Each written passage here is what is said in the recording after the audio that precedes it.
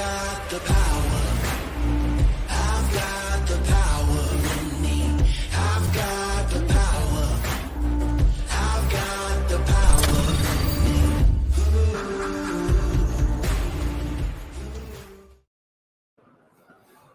Welcome, everybody, to PowerTest 2023. I'm Matt Medinka. I'm your host for this afternoon. Tom Sandry will be here in just a minute. We're about to start the trade show. It kicks off at 12 o'clock. We logged on just a few minutes early because something cool is really going to happen. Ron Widdop is going to literally cut the cable outside. The doors are going to fly open. People are going to be flying in here. And we have a little PA system. Check. And we're going to go, hey, welcome. And we're going to play songs and music, and our lights are going to be dancing. It's going to be awesome. So you guys get to witness that firsthand. So we're really excited about that. It's been a great couple days in Orlando. We've had a lot of great presentations. There's a lot of new cutting edge technology, not just in equipment, but also in software. We're going to try to get some guys in the booth to talk about some of that here later. And we're really excited. If you are at the show and you're watching us live, come by the Protec booth 101 right in front of the doors. You can't miss us. We have a hat bar, and you can't see it. It's just off camera, but we have a lot of Richardson hats over there and a lot of Protec patches. I'm wearing one right now. This is our Protec Inner Circle hat. If you are a member of our training group, either in the 12-month subscription plan or you've done a 70E training, or even if you get on our webinars and you want an Inner Circle hat, just let us know. We'll get you one. So come by the booth. You can get the Inner Circle patch. There's like 9 different patches to choose from, 5 different hats. They're all very cool. So come by and pick a patch, pick a hat, and wear it. So we're really excited to be here. There's, last year we were recovering from COVID. There were, a lot of people considering. I think we had maybe 300 people last year, plus the vendors. This year, 550. So it's about doubled. So it's been crazy here the last couple of days. A lot of fun. Seeing people we haven't seen in a couple of years. And, it's really growing. If you weren't able to come to NETA PowerTest 2023 and you do want to come to 2024, it's going to be in Dallas down at the Anatole the last week of February. So plan on making your trip to Dallas in February. Of course, that's our home base, so we'll be there in full force, and we're excited for that. Also, NETA's looking at doing another conference that you guys don't know about yet. They've just started talking about it here at the show. It's going to be in September. It's also going to be at the Anatole Hotel in Dallas, so a bit of a dry run for spring, but it's going to be an innovation conference. So it's going to be 2 days, hardcore learning, with a lot of new equipment, technologies, training. It's going to be a lot of fun. So you guys are going to see more about that coming soon from NETA. So pay attention to your NETA emails, and they'll start registration on that pretty soon. What else? Oh, if you're at the conference, get 10% off your next order. This is in your bag. We gave you guys a great little welcome bag with a backpack cooler that's got a lot of golf goodies in there. We are on a golf course resort right here this week. And also a little coupon for you guys on your next rental, 10% off. In addition, our Protec Training Center was just launched. It's 10% off, and our 70E course is 10% off. Now, if you are a member of our training center with the 12-month subscription and you want to do a 70E course with us, you get 20% off that automatically. Or if you want to do a partial discharge course or any of the other live online that Tom is offering, you're going to be able to do that with 20% off anyway as being a member of our database. So that's an awesome thing we're doing. You also may notice some awesome comic book covers behind us. We're kind of doing a little, since we're near Universal Studios, we're doing a little play on Marvel here. So Tom is right there. He's the instructor. I'm the moderator, of course. You can't see Brett. He's off camera there, but he's the applicator. He's the one that answers the phone when you call. Don't fret, call Brett. So he's running towards the Protec bat signal we got there. So thought we'd have a little fun with that. They look great. So you'll be seeing this a lot more in our branding soon. I know they're just about getting ready to start. I haven't heard Ron talking yet, but they're getting close. The people are at the door. They keep looking out the door to see what's going to happen. So I got my mic ready. I got my play button ready. So as soon as they come running to the door, we're going to crank it. Okay. So you guys with me? All right. This is going to be so much fun. You're going to watch this live. What else? What else? I'm looking around at the booths by us. HV Diagnostics is right next to us over here. National Switchgear is right here. Maddox is right behind us. Shermco is directly behind us. Intellerent, A-Rent. That's as far as I can see right now. Megger is back in the corner. So we have a lot going on. We are live. Come on in, Jason. No idea. Yeah. All right. Thanks. Hey, come here, Rosie. Uh-oh. Yeah, we're putting Rosie on. You guys saw Rosie last year. Have a seat. How's it going? Good. Good. So what did we do last night? What did we do last night? I had dinner with some national and IPS guys out at Capitol Grill. Had some steaks. Nice. Drank some beers. Nice. Had some fun. We did. We all came back to the bar afterwards. It was crowded last night too, wasn't it? That was so much fun. So we are. No, I'm going to let you in on what we're going to do. I've let them in on it. So here's what we're going to do. As soon as they start letting people in and Ron cuts the cord, I'm going to hit play. These things are going to start dancing. You saw the demo earlier. Yeah. And then I'm on my PA. Mike. Hello. Yeah, this is perfect. We're going to say hello. Yeah, because everybody's going to come right in front of us. So it's going to be really fun. Yeah, I was just out there. They're about to do it. Okay. I can't hear anything yet. So I think Ron's like literally cutting a cable. Yeah. Causing a cable fault outside. Did they do that last year? No, that's just kind of a new thing to get everybody excited about coming in and opening the doors, grand open, rah. Just like slowly. It's a slow burn. Yeah. But I think time. that, like people are still putting up their booths. Like, yeah, this guy's over here steaming at HV Diagnostics over here. Steaming it. I got another one somewhere. I don't know where our steamer went. Help him out. I know. It's God, everything's we're like last minute on everything. It looks good in the end, but last minute on everything. Did you get the hat press worked out? Yes. Rosie's the hat press queen. She's like figured out in the first go. Matt was struggling, but we figured out. I think it's an equipment malfunction. We're gonna have to send that into repair. So yeah, that's great. Yeah, but hopefully they have like a warranty. I hope so. I don't know, but so we're good thing we bought two of them. Yeah. So we're down to one hat press working right now. So that's okay. We got it going on. Is that a Protec guy? Dan who oh my gosh, up. Dan is here. Everybody who knows Dan, pop in and say hi. Welcome, Dan. Thank you. He didn't want to pop in and say hello. Didn't want to pop in and say. We'll catch up to Dan later. So all of you who know Dan Treacy from the Midwest, if you're in the Chicago area or in the Midwest, you work with Dan. He's here today. Rosie, you work out of our Houston office. Yes. And you're working with Chris Hare, who's the whole area. Yep. And out of Tulsa. And what's going on in Houston these days? Houston.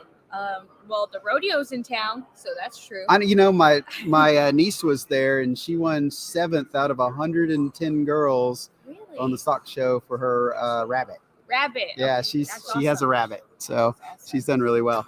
So what do you guys? So equipment wise, I know we bought a lot of equipment the last year, like $9 million worth, I believe. Yeah. And so you guys have a lot more equipment than you had last year. But we have a calibration lab now. And there's a calibration lab. Yeah. And George, our Caltech out there, is super quick and a lot of fun. So he's on it too. We had a backlog of Cal last year when our guys went on the road to do an offsite.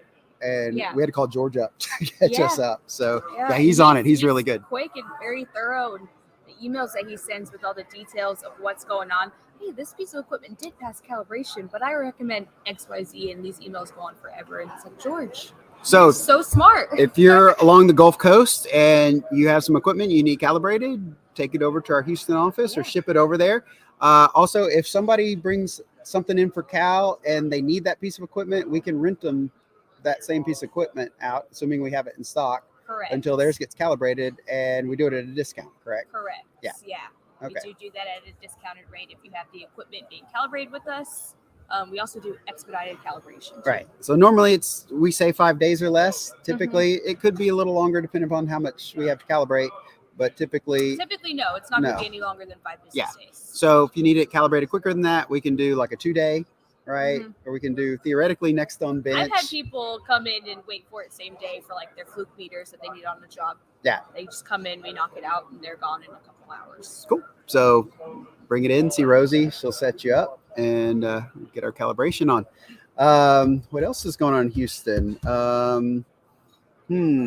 Spring training, Astros? Oh, I'm not a baseball gal. No. Okay. We're gonna kill the Astros. Okay. Not a baseball gal. Not a baseball gal. Hello. How are you? Hey, How are good. you? Good. I'm looking for Mr. Sandry. We're looking for him too. Okay, perfect. Come to the right place, I take it. Yeah. He Yeah. asked me to stop by at 12 o'clock. Oh, great. Possibly do an interview. Yeah, great. We are gonna get Looks like you this in may here. be the place. We're live Yeah, right well- now, actually. Yeah. So we're going to interview Jim pretty quick here. You guys are going to meet him as soon as Tom. We don't know where to. Oh, they're about to open the door. Hold on. Ready? Watch this, Jim. Come on in. Welcome. Welcome.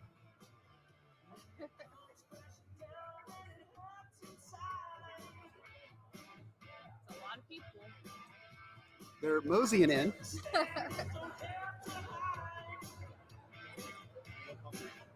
They do look hungry. Yeah. Come on. Excited. Yeah. Excited.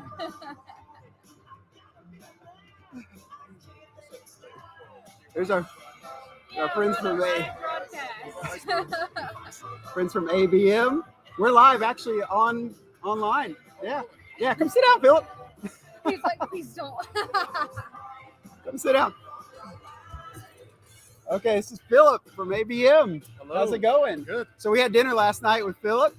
And what's going on in ABM world? Staying busy.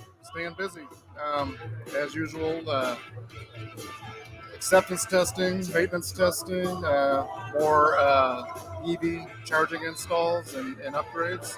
So yeah, we're staying busy and looking at what the conference has to offer, That's what, especially related to test equipment. tell us a little bit about the EV installs, because we have a few testing fixtures for EV. Really, it's kind of a wild west out there right now, isn't it? Oh yeah, it is. Well, we have a company within ABM called eMobility, and that's who we work hand in hand with. So whatever leads they have, they'll provide the equipment, and then we'll provide the turnkey Cool, services. nice. Hey, Rosie, can I get you to move the speaker like down there? So, yeah, right there. Yeah, Hey, I like the music. I feel like yeah, Hulk just set it Hogan down right there. Yeah. Awesome. I know you guys probably couldn't even hear what we're talking about at home. Kenny's over there too. So EV, so you're doing installation and maintenance. now. So Correct. on the install, is there does each so we're trying to get Tom here. Tom's still in his cable session. Okay. So yeah. Okay, so EV you're installing. So are there like the different EV manufacturers? Do they have different standards? So or is there more of a generic standard you follow? There's more of a generic standard we follow, so there's different levels of chargers. You have your level ones, which are more residential, and then you have your level twos and level threes. Your level twos are 19.2 kW chargers, and then your level threes are your DC fast chargers. Got it. Okay. And so are you the installations you're doing are obviously commercial? Are you doing so what's like a typical install, like location wise? Car dealerships. That's typically what we deal with. So it could be, we've got different programs, with GMC, Ford, BMW, etc. Okay. So yeah, hey, we're playing the song again. Yes, you get to hear it one more time.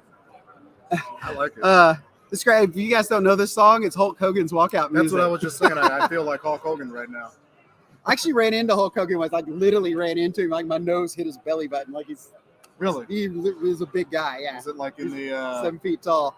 in Florida at his beach No, I place? was coming out of DCA in Washington, Okay. and we hear a bunch of people yelling, and I turned around to see what was going on, and he was walking behind me, and I didn't know it. And I literally run into him, and he goes, "Excuse me, little dude." So, Hey, brother.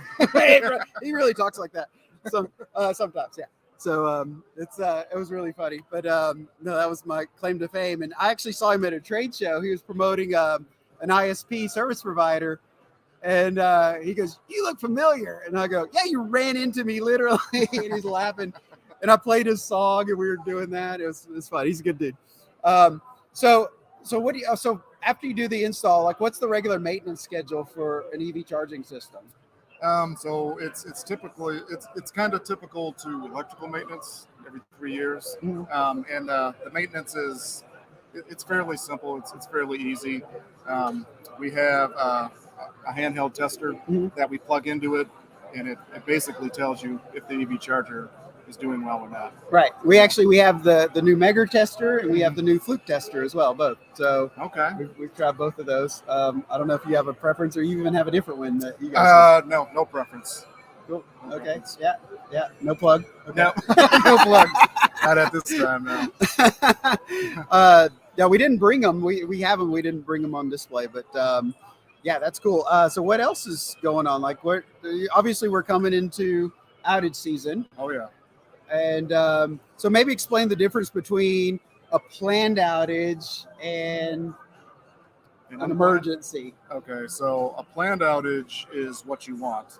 An unplanned outage is what you don't want. So if, different facilities are not performing maintenance, and, typically it has to do with money, right?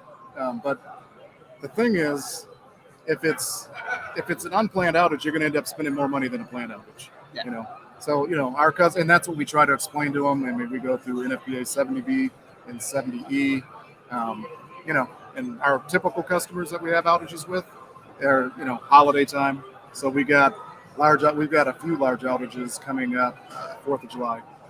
Right. So it's kind of 4th of July. That's over the hump of the busy outage season. Oh, so, yeah. So and it depends on where you're at too.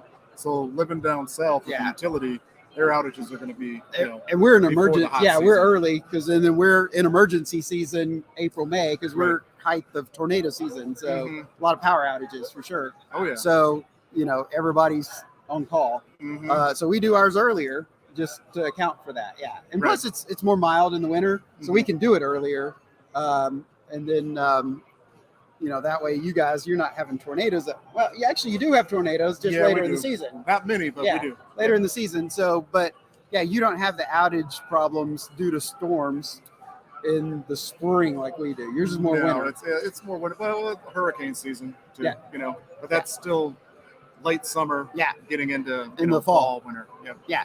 So Correct. Yeah. So then we go through the whole process again in the fall and in the winter, getting ready for snow outages, and like we had in Dallas, Snowmageddon a couple years ago. Yeah. And for everybody to know, our guys, in the Carolinas, were on call 24/7. So ABM on call ABM. 24/7. That's right. So cool. All right. Phil, I'll let you get going. Good to see you again. Enjoyed dinner with you guys last night. Same here. And we'll see you. Enjoy the show. All right. Thanks. Yep. Take care. I like it, right? All right, thanks. Our friends at ABM stop by. So you guys can't see on camera, we have our hat bar going, and there's like 30 people in line for the hat bar. So that's pretty cool. Really exciting. So Tom is still in his seminar doing his class. So they're probably have a robust Q&A session like Tom always does in his centers, in our calls. And so we'll be with you with Tom in a minute. If you haven't signed up for next week's webinar, it's next Thursday at 1:00 Central Standard Time. Go to our website, protecequip.com/webinars, and you can sign up for the March webinar. And we'll be posting April, May, and June here shortly. We have all those planned out. We just need to get them posted so you guys can sign up. We had a record number of people on our last webinar. Over 170 people joined us for 2 hours on ground testing, so it's fantastic. We'll put those links out pretty quickly. If you missed it, you can watch it. Remember, if you do watch our webinars live, you are going to get up to 2 NETA CTDs and NICET CPDs. I say up to 2 because we need to run 2 hours to get you 2 hours. But if we run short, we may actually cut it back to an hour and a half to an hour. But for the most part, we do run 2 hours. So it is 2 NETA CTDs. So if you need CTDs, doesn't cost you anything to sign up. Get two CTDs every month available to you for free. So definitely sign up for that. So lots of people still pouring in. We're really excited. This is a busy show this time. I bet you guys are sick of this music, so I'm gonna pick another song. Let's go with playlist American. We're gonna do Toby Keith, courtesy of the Red, White, and Blue. Let's try that. Done. See if it'll let us play it.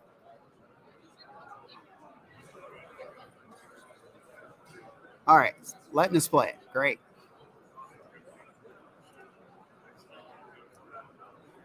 So we were talking earlier about our training center. There's over 100 NETA CTDs available. Also eligible for NICET CPDs if you're a NICET member and you need continuing education for NICET. If you want to sign up, go to protectraining.org and you'll see the link there. And just scroll down the page and you'll see the 3 different links for our 70E training as well as our webinars as well. So again, our music's crapping out on us here. Sorry for the language. Let's try it again. Playlist. What do you guys want to hear? How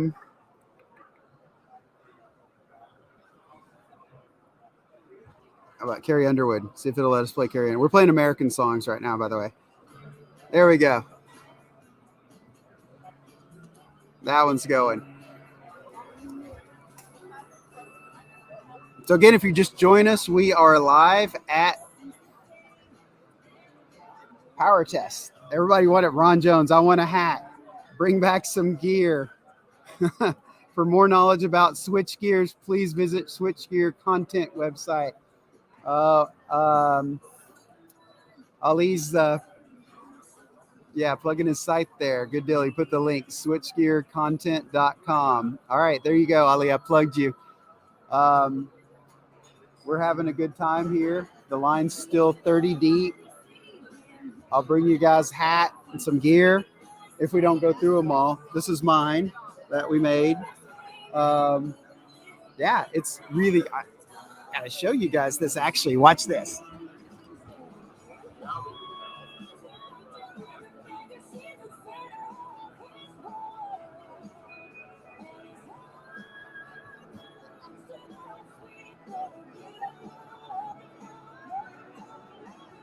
Okay. So as you can see, it's pretty crowded in here. People are walking around. We're going to grab some people pretty quick when Tom gets out of his session. And we may grab somebody walking by as well. And see if I see anybody I know. Not yet. We will grab somebody soon. Oh, here comes Tom. I've been doing the show myself, man. I was on the panel. I was on the Panel's supposed to be over at 12, but they liked us. All right, I'm going to turn down our music a little bit. Yeah, I'll leave this for guests to come up. Hey, look who's here. It's Tom Sandry, everybody. I made it. My phone starts exploding. They're looking for me, and I'm on one of the panel sessions. I'm trying to, answer the phone or send the message and still pay attention to the group, but I was working, Matt. Hold on, I got to do something. Watch it. Tom Sandry is now in the house. Yeah, we actually have a karaoke machine here. Yeah, actually, that's instructor to you. Instructor. He's right behind your instructor. We were talking about that a little earlier. So you missed Phil from ABM came and sat down. We were talking about EV charging installation and maintenance a bit. So that was pretty awesome. interesting. We talked about our comic book characters here a bit. Brett's off the picture. We can't see Brett there. He's wrapping around the corner. What else did we talk about? Jim came by for you to interview him. Jim, he had 12 o'clock with you to come interview, and he'll be back. Oh, from the infrared company. Yes. So he'll be back. Fantastic. I didn't want to miss him because he's got wonderful infrared Speaking of Jim, thermography, there's another Jim. Are we live? We are live. James. Come have a seat. Oh, wow. We are live. Famous, YouTube star? Come have a seat, Jim. No, thank you. No. Oh, come on. This is no time to be shy. What's your question, my good man? Well, you already answered it. I was actually going to introduce you to my son, Steve. Oh, Steve. Tom Landry. That's his son. Nice to meet you, Steve. Tom is trouble holding down a job. He's been everywhere. Megger, Shermco, Protec. The problem is that Protec one of twice. those personalities Protec twice, yeah. that people find best in short doses, so they get sick of me very quickly and move me on. He's just one of the guys that knows everything about everything. I think I was that's a polite telling way him of you- saying I'm old. No, I was telling him you would help solve that battery problem. Excellent. So, Did you get over to no, Vegas I'll booth and take a talk look to and Dinesh? we'll give you guys a call and rent that piece Yeah, of equipment. to take give us care a of holler it. next week. We'll get it all worked out. And Perfect. So how are you guys doing? You enjoying We're the doing show? great. Yeah, we just started live, and we're just gonna have people popping in and out of the booth all day long, and Great. yeah, it's good. we did this last year in Denver and just had so much fun. It was with a lot of it. fun. And the people coming by and participating because it's like, ooh, what's going on over there? And Doing it again. Yeah. Great. Yeah. Hey, listen, if it works, right? Keep it up. and see, there's also another method. Being Scott, a little bit on the elderly side, I get to Scott, you want Watch to it, join us for a Scott. minute? I get to Come join us for a interact, minute. answer questions, but I'm sitting the Come whole on. time. What do you want? Just chat, say hi. What do you want Need here? a board right Need here. a board member, yes. Here we go. Yes. What would you like? Turn the music Well, down a little bit. I mean, obviously, you need a board. There's a Yep. lot of planning and everything that went into the 2023. Sure was. And one huge success, first time since back after the whole COVID. I think Denver was a good showing, but talk about the numbers this year. Last year we were about 521 to 531, and this year we're probably right now at 560 in the 560. So we're really happy with that. Isn't And that that's a new just record? registered. Well, it's there. Yeah, and then It's up with there. with the attendees today, there's at least 900 people floating around. So it's a great. It's we're back from COVID, but we really Mhm. marketed and we really addressed things really well. We Jill Howell came back. Yes. So it made a big difference in, I think, how we promoted the conference as well. Yeah, it was exciting seeing Jill. Again, I remember back in the day and everything, particularly when she was really instrumental with the Needle World magazine and Yes. always hit me up for articles and stuff like that. But then there was a long gap where I didn't get to see her or anything. Well, she 'cause- left us for a while, and then she's Right. back with us, and it's Jill and I worked together with the promotions committee back then, and now we're back together again, running it again, and so it's really been a big step up and a big help. Yeah, she was funny because when she saw me, you might remember the days when I was sporting a ponytail Yeah. and so forth. No, So, no, I'm So- not that old. well, that was the funny thing. She's like, He's made Tom. himself into a comic book character now. yeah, I've aspired in my career. Now became a comic book character, but at least they gave me, a little bit more hair than reality, and A little generous. so with the yeah, hair, I'm actually quite happy for that one. But yeah, she commented. She goes, "Well, what happened to the ponytail?" And then she also noticed that I was kind of limping a little bit and everything. She goes, "And what's wrong with your knee?" And I just looked there. I said, "Age." On both scores. with both of us. I don't have enough hair to put in a ponytail anymore. And if I did, I would look like a Hare Krishna, with just this stem of hair out the back. And I'm falling apart. Thank you, Jill, for reminding me. Hey, Scott, so I wanted to ask you, I was Yes. talking about this earlier while we were waiting Tom to get out of his seminar. I mentioned the fall conference that we Correct. talked about. Yes. The EPET, is that the acronym for it? We have- Working title? That may be the working. Yeah, title, working yes. title. And, Ron held up his one-page business plan yesterday, which is blank. But we do have a conference Coming in September. on the book. Yeah, Yeah, on the books, 23rd, I think it's 23rd, 24th. September, September, in yeah. Dallas. In Dallas. Yeah. So that will Nice. be real interesting. It's an easy fly in. It's a great hub, especially if you fly American. Yeah, yeah.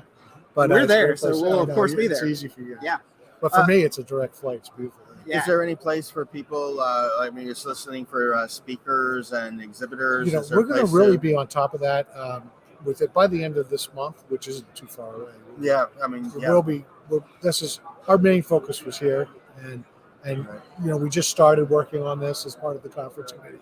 Mhm. We've already had one meeting, so it's really Ron and I will work together to get the agenda together, and others, but we'll work together to put that outline and start soliciting papers soon. Fantastic. I mean, I love the concept and the theme for it because I'm just I love technology. It's a great I love approach. seeing the way things are evolving, changing. We and- didn't want to do a PowerTest 2 or a downsized PowerTest. We want to bring something new to the table, Mhm. something we can concentrate and we can concentrate on new technologies and see what's out there, and we'll let it take form by when we put it together, and we'll have it outlined to really start promoting it within. You'll probably see a lot of information probably in the month of April. We'll start Fantastic. Now it's interesting. I just came from the cable panel, Yeah. and it's when we talk about new technology, sometimes Oh, yeah. it's all a matter of perspective. Because one of the gentlemen that was in the audience, asking the panel questions, somewhere in one of the papers on the first day, somebody made the statement about 60 hertz testing, and we have all this abundance of data, and et cetera, et cetera. Why would we do anything other than 60 hertz testing? Why spend time on these emerging or new technologies? And when addressed to the panel, I mean, we had a couple. One gentleman, was of the European community and everything, and I looked at him, he looked at me, and we both kind of chuckled a little bit. But I think I was fastest to the microphone. I said, "It's actually kind of funny because it's a matter of perspective. To us in the States, this tan delta or the use of very low frequency sinusoidal or cosine rectangular and so forth, we consider these relative, even though even here in the States they've been around for 10 years at least or more, but we refer to these as new and emerging technologies. And we both kind of laughed a little bit, saying, if we were over in Germany right now at an IEC meeting, I'm sure the question would come just the opposite, saying, why are you guys in the States still carrying those big, heavy AC resonant test sets when there's so much data supporting VLF and et cetera, et cetera? So technology is just this wonderful thing. It's a matter of perspective. I mean, well, I think the owner has to have the perspective of what he's trying to accomplish. First and foremost, and absolutely. properly specify the test that it would best suit that. And what because I've had these conversations with customers, and we're not going to tell you which way to test. Here are the things. This is what we recommend you do for what you need to do. Right. But you better have the cable on hand in case it fails, especially in maintenance. Mm-hmm. I've been there at a power plant, and they wanted to do VLF testing and all this stuff, and I said that's great, but this will find a fault if there's a fault. If you have a weakness in the cable, by intent. You're doing this to this, and you better have the cable on hand. And of course, right. Oh no, but it was a good thing we got the liability out of the way. Right. But the new products are great. They provide a different look at the same old problem. Mm-hmm. I used to tell customers when we were high potting, I don't have a crystal ball. Right. And but I can tell you that this is what the cables tell me. Right. But with the new construction of cables and how they became more competitively priced to compete with foreign manufacturers, Mm-hmm. The old Volkine cable was a beautiful cable when GE made it. Right. But over time it became cross-link poly, and it was misapplied, misused. Huge learning curve on the cross-link polys. I mean, Yeah. we went through 3 distinctive generations of it, from the old original There were to a the lot high of voids molecular weights. A lot of voids in the insulation as they cheapened up Yeah. the product. So I know cross-link poly with the old GE Volkine cable that was in service for 50 years. Mm-hmm. But it was installed properly. It was in the right location. It was right environment. but you just it wasn't something you could apply across the board, and then this is what happens. And a lot of the cross-link poly failures were installation. They were from improper installation. Found a Okay. lot of that. So as you worked with these things, you got to learn. I remember high potting a cable years ago, and Right. like trying to explain to the customer, we're going to find the first problem, but it doesn't mean that you don't have other problems down the road. Right. And we found we wound up sticking poles in and running up. So it was just a bad installation. So there, it wasn't the product; it was the installation. So, Right. So sometimes it was the product, sometimes more than not it was the installation. And people just not knowing how to install the. Well, again, with the new technologies and new materials, there's this learning curve. Again, I remember back in the day at Philadelphia Electric, and we got instead of doing tape splices and everything, we got these new fancy pre-molded cold strings. Yeah. And I remember our boss at the time, because the sales pitch and everything was how much time we're going to save. So he put a time quota on us about how long it should take to build a splice. Yeah. And new product, new materials, we have worked for it, but he was judging us on time. We gave him time. We came in under schedule with all the splice builds. About 14 months into it, we started having splice failures left and right. Nothing wrong with the product. Nope. Everything wrong with our learning curve and our application of the product. Well, we saw a lot of that with terminations too. Instead of the old tape terminations, the Raycam kits and things like that.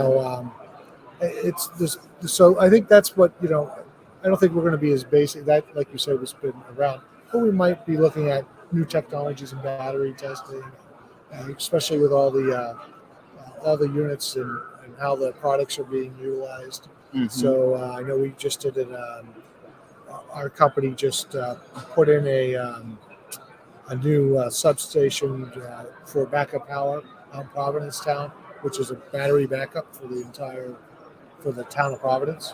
What type of battery technology are you using? Like lead acids or some of the new? No, this is all new emergent stuff. And, it's so there's a lot of things going on in that industry. And some scary things going on. So I think we have a ways to go before we get where we're going. But I think that's the cutting edge that we want to be on in this conference. That's going to be fascinating, because I know even as solar and so forth, I mean, we're seeing large battery systems. Now, those that are of the lead acid variety, we feel pretty comfortable with those. We got a lot of experience, a lot of knowledge, the ohmic trending and so forth. We know what to expect.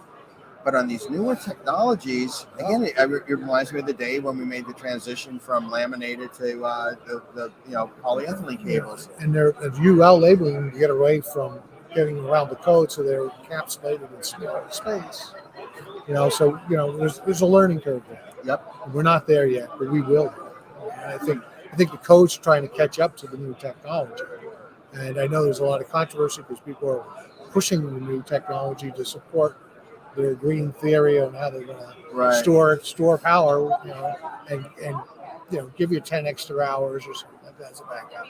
So it's going to be more and more. I have definitely got to be, keeping my eye on the NITO website now, keeping up on the LinkedIn post, because I can't wait till you start advertising the new technologies forum and everything. So that's what we're looking forward to. All right. And it's right in my backyard. I don't have to travel. Well, I'll talk to you later, Tom. All right. My wife's Thank you, Scott. For me, so it's crazy. All right. Have a good day.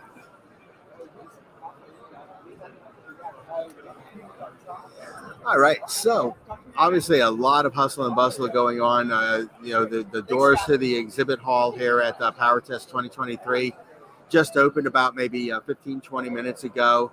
So our booth is literally right up at the front of the at the main doors coming into the exhibit hall. So a lot of activity going on right now, just kind of watching and waving off to friends as they're passing by. But, Scott was mentioning this is, the first PowerTest since the pandemic and everything, where it looks like everybody's back in full force. it's been a tremendous time over the social outings here.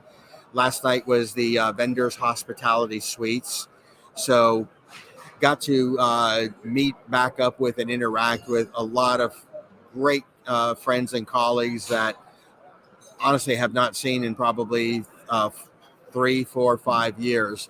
So wonderful conference this year.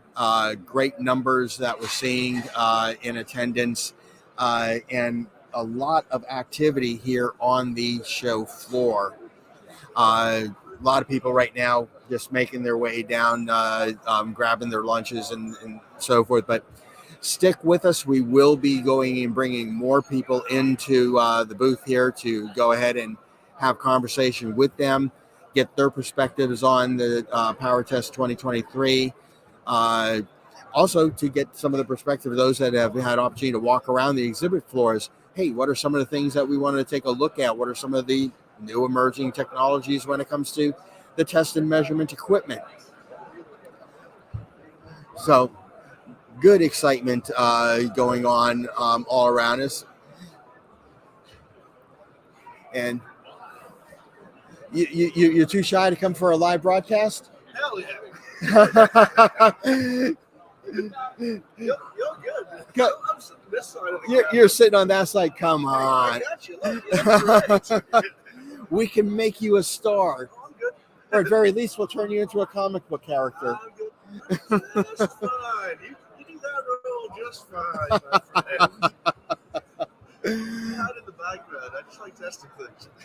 I'm speaking to a friend of mine, Mike, who he and I were just on a cable discussion panel, actually 2 back-to-back ones, and it was a good time. But I think we were hit with a lot of really good questions. It does show that even though a lot of these technologies, even from the States, I mean, Tan Delta and so forth, I mean, 10 years, 15 years plus, exposure in the States, but still in a lot of circles, considering and looking at it as being new. There's still a lot of, questions, confusions out there in the industry of, how all of these new technologies, or not so new technologies, how they all fit together, for comprehensive programs and maintenance programs.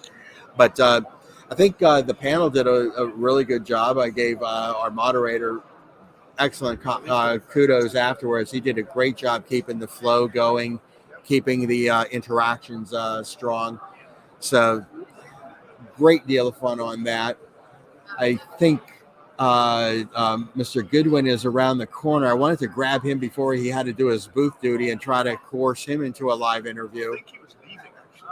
Oh, you're absolutely right. He said something about the beach is calling his name. I'll catch you. Take care. All right, we got some shy people don't want to get behind the camera here. I was looking for that. Okay, so that makes Hey, sense. I was looking at these. I was like, man, these are great. Francisco, this has been the highlight of my career. After 38 years, I can say I have now been turned into a comic book character. So yeah, this is the highlight of. So hey, you have a couple minutes. You want to get yourself on camera?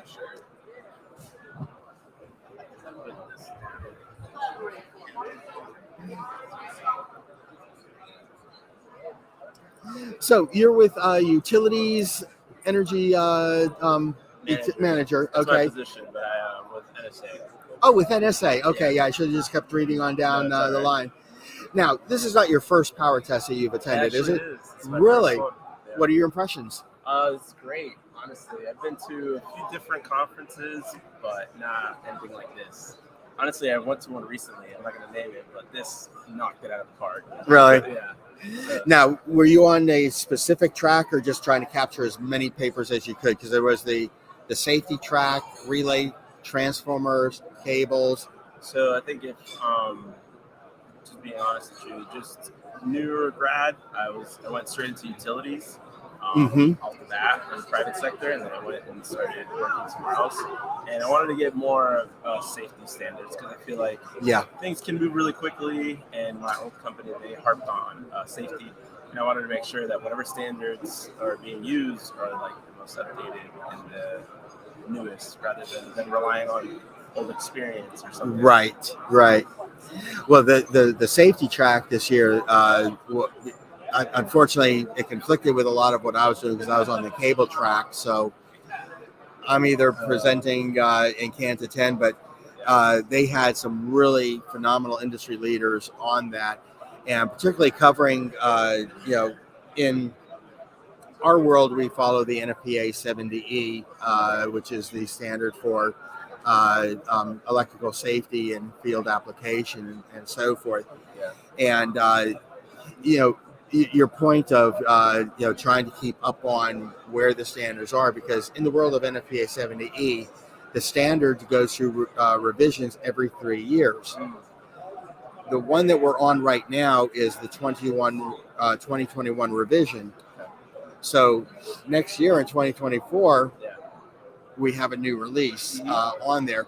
So really, when it comes to the world of safety, almost every 3 years, you got to go through a refresher class just to see what the current standards are reflecting, because life is a learning experience. As technologies get better and so forth, this is going to affect the way we look at safety. The PPE is evolving and changing and so forth. And I think the committee group did a really fine job this year. They had some fantastic speakers. The one gentleman, Stephen Hester from Sabre, I was so disappointed because, one, he's a phenomenal presenter. Really?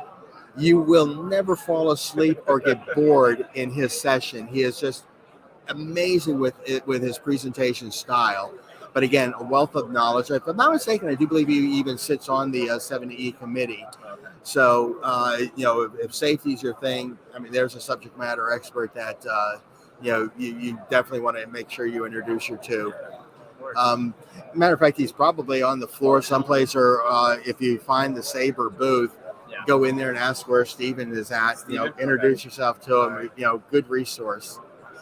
So, what were some of the most memorable or most fun papers that you've got to sit in on so far? For this one? Yeah. So for this conference, again, I think it was the one that captured me the most. And I was honestly, because, again, still pretty new to this as well. So some of the stuff that I was just kind of learning were just these topics were going over my head.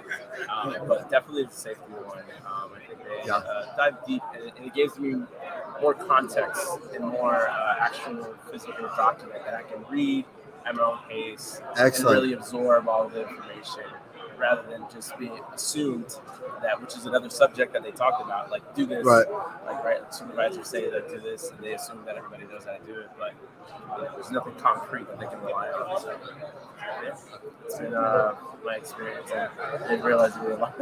So, yes, we're making you a star.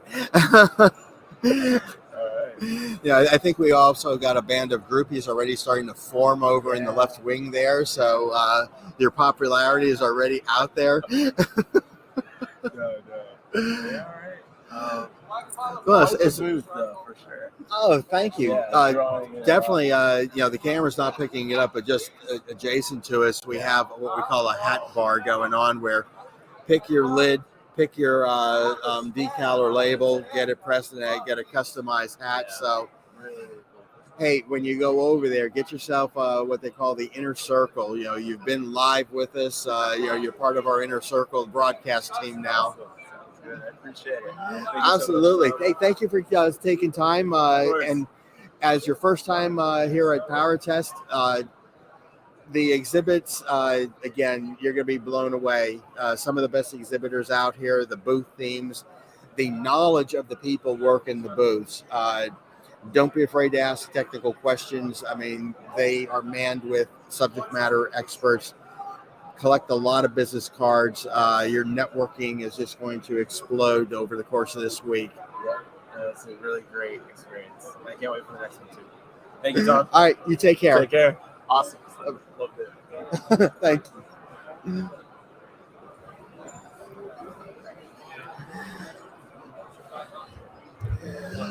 All right. Well, it looks like the front door rush has slowed down just a little bit now.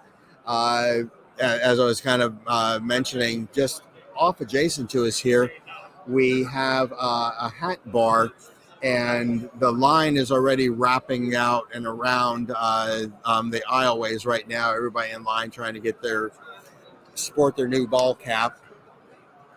So, unfortunately, a lot of people standing over there might try to grab a couple of their attention and get them to come on over here for an interview. But again, just to kind of recap some of the items that were going on this week. Last night, again, as I mentioned, was the hospitality suites of all the vendors.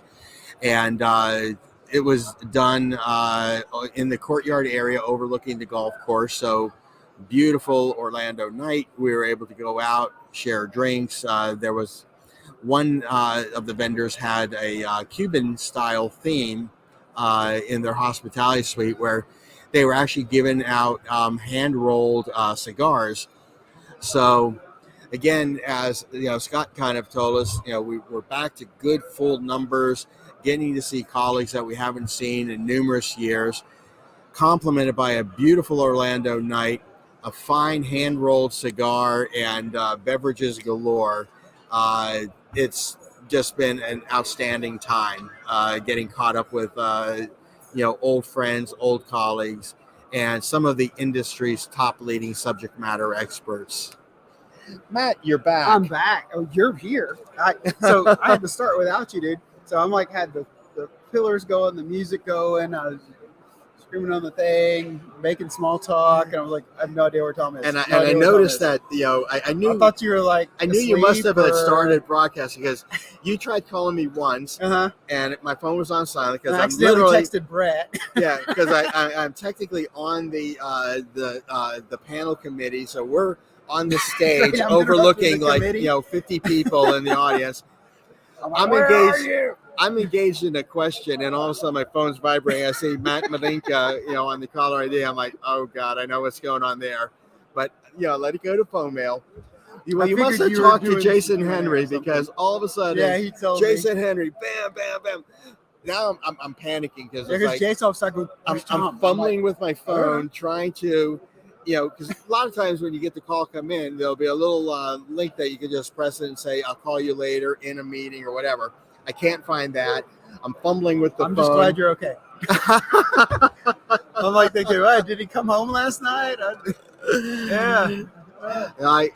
I did my best to hang with the big boys last night, but how late did you make it out till? When did you turn it in? I was back up in my room by midnight. I was only 10 minutes ahead of you. I was up in the room at 11:50. Now, fortunately, I did the smart thing. I quit the drinking around mid-evening, and I just switched over to just club sodas and stuff like that. Because my days of howling at the moon and trying to keep up with these younger technicians and everything, I might be able to do it. Get up early and be here for my sessions, but it will take me 30 days of recovery time to get back to. It's been so busy it's Monday really. We didn't start till Tuesday, but just everything going on. Like I'm hurting. So I've got a full body workout just doing all this. Like I couldn't even get out of the third row seat last night. They put you in the third seat. I had to sit in the third row seat. Yeah. So that was great. So what happened on the panel today? Well, there was actually two. There was an 8 o'clock to 10:45 session, and then there was I guess it was 10:45 to noon, and it was fantastic. Very, very well attended. I think in both groups we had between 30-ish in attendance and everything. Our moderator was spot on. He kept the dynamics and the flow and the interaction moving, kept a couple of us from going down rabbit holes and just burning up good quality time and everything. So he kept us focused, pulled us back on track. So major kudos goes out to the moderator. Did a really good job with us. But it was absolutely fascinating, the range of questions that we were getting, Matt, where, again, one of the outstanding jokes that I had commented to Scott when he was here was, here in the U.S. and everything, we look at some of these technologies, of testing, and, to us, they're kind of new.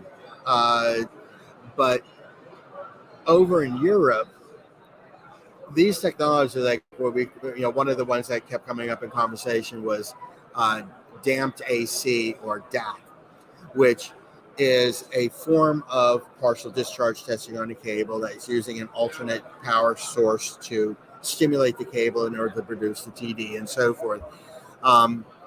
Now, the IEEE, within the last maybe 5 to 8 years, has released what is known as the IEEE 400.4, which is the IEEE's recommendations and everything for the use of damped AC testing. Okay, so already we're at an 8-year exposure and everything, but again, to many of us that are just learning of this and getting involved in the cable testing, we still refer to this as new emerging technology.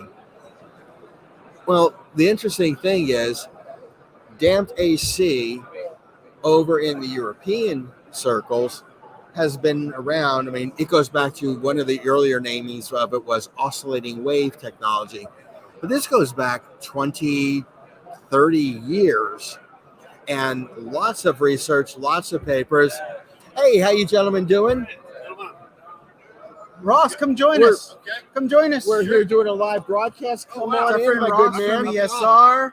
I'll be honored. Jacob. We're looking for interesting people, and you come up high on that list. Well, we really got to work on your list. Got to work on that exposure a bit.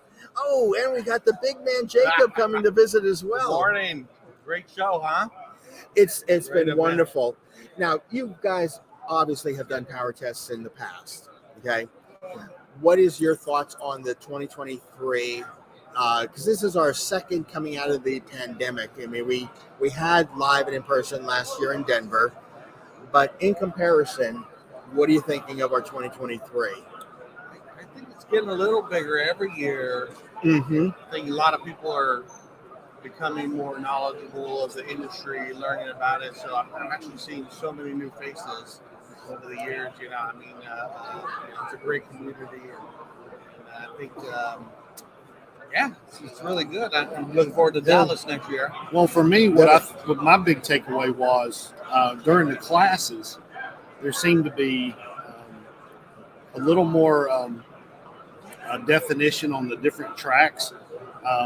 We have 3 representatives here, Jacob, the company owner, and Chuck and myself. And Jacob was able to take kind of the big business classes that are related to business and how this business grows.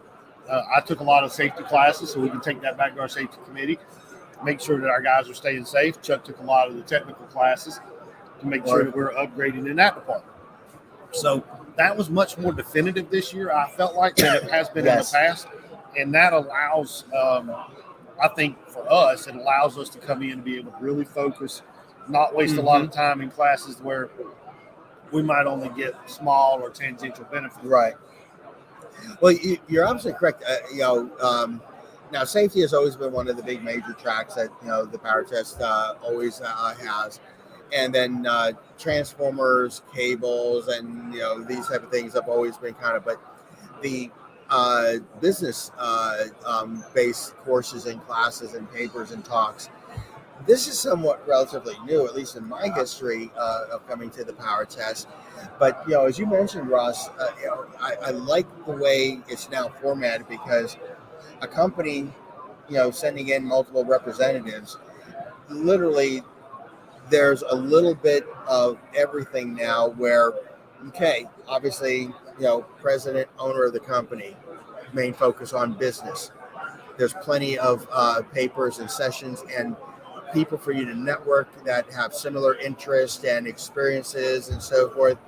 On the safety side, you got the, intermingle with some of the absolute top level authorities in the world of safety. Any particular paper or anything that really stood out to you this year? Yes, Dr. Stephen from Sabre Power just really had such Stephen Esther? Yes. Isn't he brilliant? I told him, I said, I never am that guy that gets up after a class to introduce myself, but I'm just not that way. And I said, but I had to ask you if it's permissible for me to get this class to take back to our session. Yeah, he couldn't stop talking about it. And so I'm like, oh, man, I missed out, even though the marketing class was really awesome. I would have loved to have seen the marketing class. Unfortunately, I was a speaker presenter this. Well, not unfortunately, I'm very happy to have done that. But I was on the cable track, so there's conflicts of when certain papers were going on at different tracks that I would love to Definitely the marketing I would love to have taken. Stephen's class. I mean, I'll be honest with you. I don't care what Stephen is teaching. I don't care what he's presenting on. I want to be in that room. He is just a larger-than-life, dynamic instructor. I don't even know what the topic was, but I'm walking out of there, a better man as a result of it, and I learned something. He's just a naturally gifted instructor. He really is, and I think part of that comes from his background. I mean, just having listened to, the brief synopsis of his bio, I'm like, this guy's done everything, right? So it makes him very easy to listen to because you trust that he's been there, done that.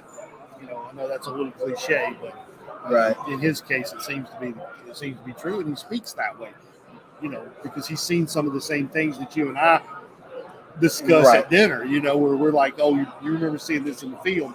He's done that too, so that made a very good class for me. Well, see, that again, I think the caliber of speakers in general that they have, you are talking to people that been there, seen it, and have done it. They've been in your situation. They've overcome those obstacles. So it's not so much that academic top level, theoretical training here. And then when you ask them some riveting questions, from a field perspective, it was like, well, the book says this. Yeah. These are practical people. You're getting the meat, not the crumbs, not the bones. Yes. This is not all hyperbole. These guys have actually lived it with you and I in the field 20, 30 years. Right. So they have not only the theoretical understanding, but the practical application. Well, and the nice thing about this community too is it's a tight-knit community.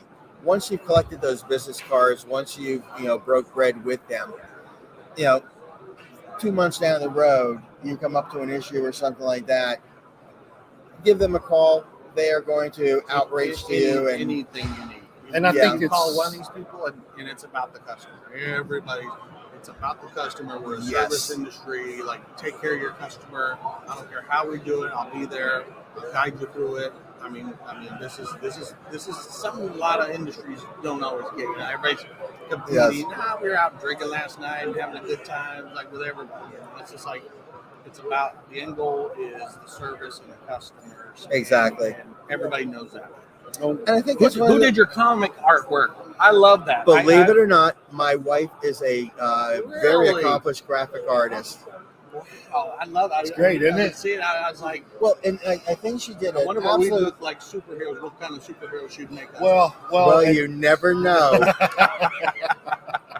Take our photo. I want to see if we can come up with Tom. We will definitely.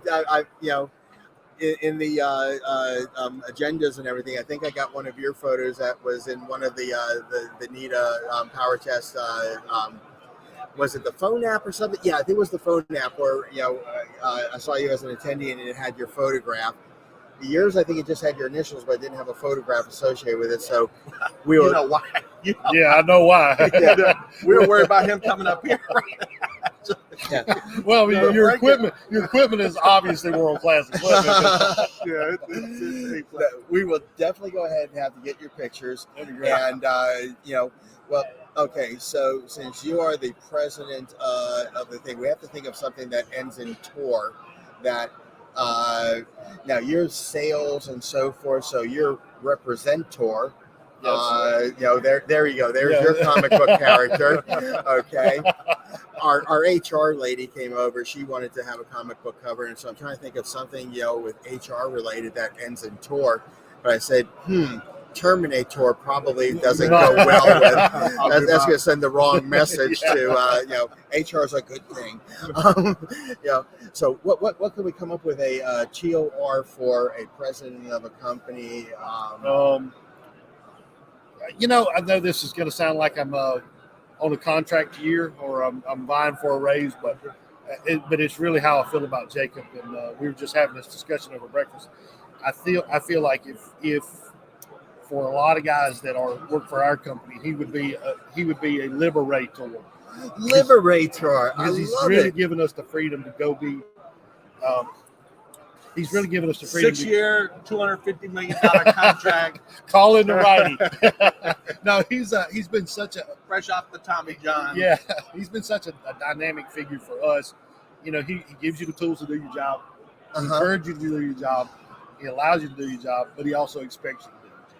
So for guys that are self-starters, motivated, don't have to be babysat, Jacob's the guy you do. Why work when you can have fun? Because you know the work's already getting done. Anybody watching?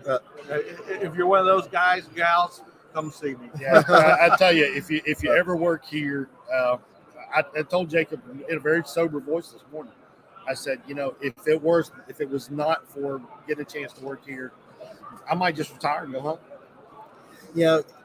It's when you're with a group of guys that you have high respect for and admiration, you love what you do, you're treated well. Is it really work anymore? In a sense it's work because we put in a lot of time, and Jacob's seen emails come in from me at 9, 10, 11 o'clock at night, but it is in that way work, but it's also passion. We have so much fun. Sometimes I feel guilty about the fun that we're having.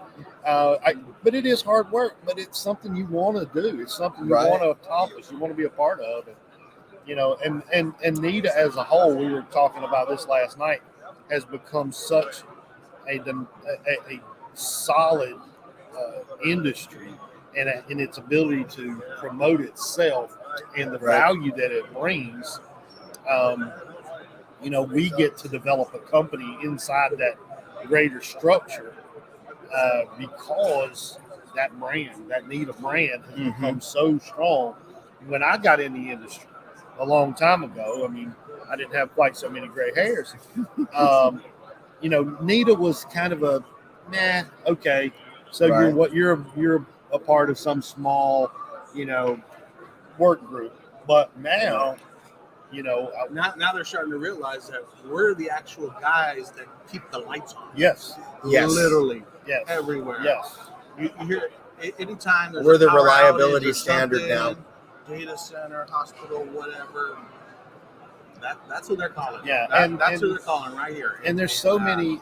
I shouldn't say so many, but there are several testing agencies, not all, but several, that are turning in subpar work, which absolutely drives our value up because they're like, you know what? Next time we just can't allow that. Our mission's too critical. We have to have a NETA company. And even if it's not ESR, which I think it's a mistake if you don't get us, obviously, but I'd rather see you go get Saber Power or anybody with a NETA accredited company. You're going to do better on average. So there is a baseline of what you're getting when you go after a NETA company. Yes. There's a baseline that other people are trying to reach, that you know what you're getting. Right. Now, I agree. I would go straight to the ESR. If for no other reason I get to work with you, then you came up over breakfast this morning as well. No kidding. Am I telling the truth? Oh yeah. You did. What? We better quit wasting everybody's time. All right, gentlemen. Let someone. Thank you so much for coming by, taking your time out. A good time. Jacob, always a pleasure. Good. Tom, thank you for everything. Ross, you're my brother from a different mother. Yes, love you, man. Next time we're in Philly, sandwiches on me. All right. All right, looking out over the attendees and everything, there is a awesome gentleman I want to call in next. Ken, get on over here.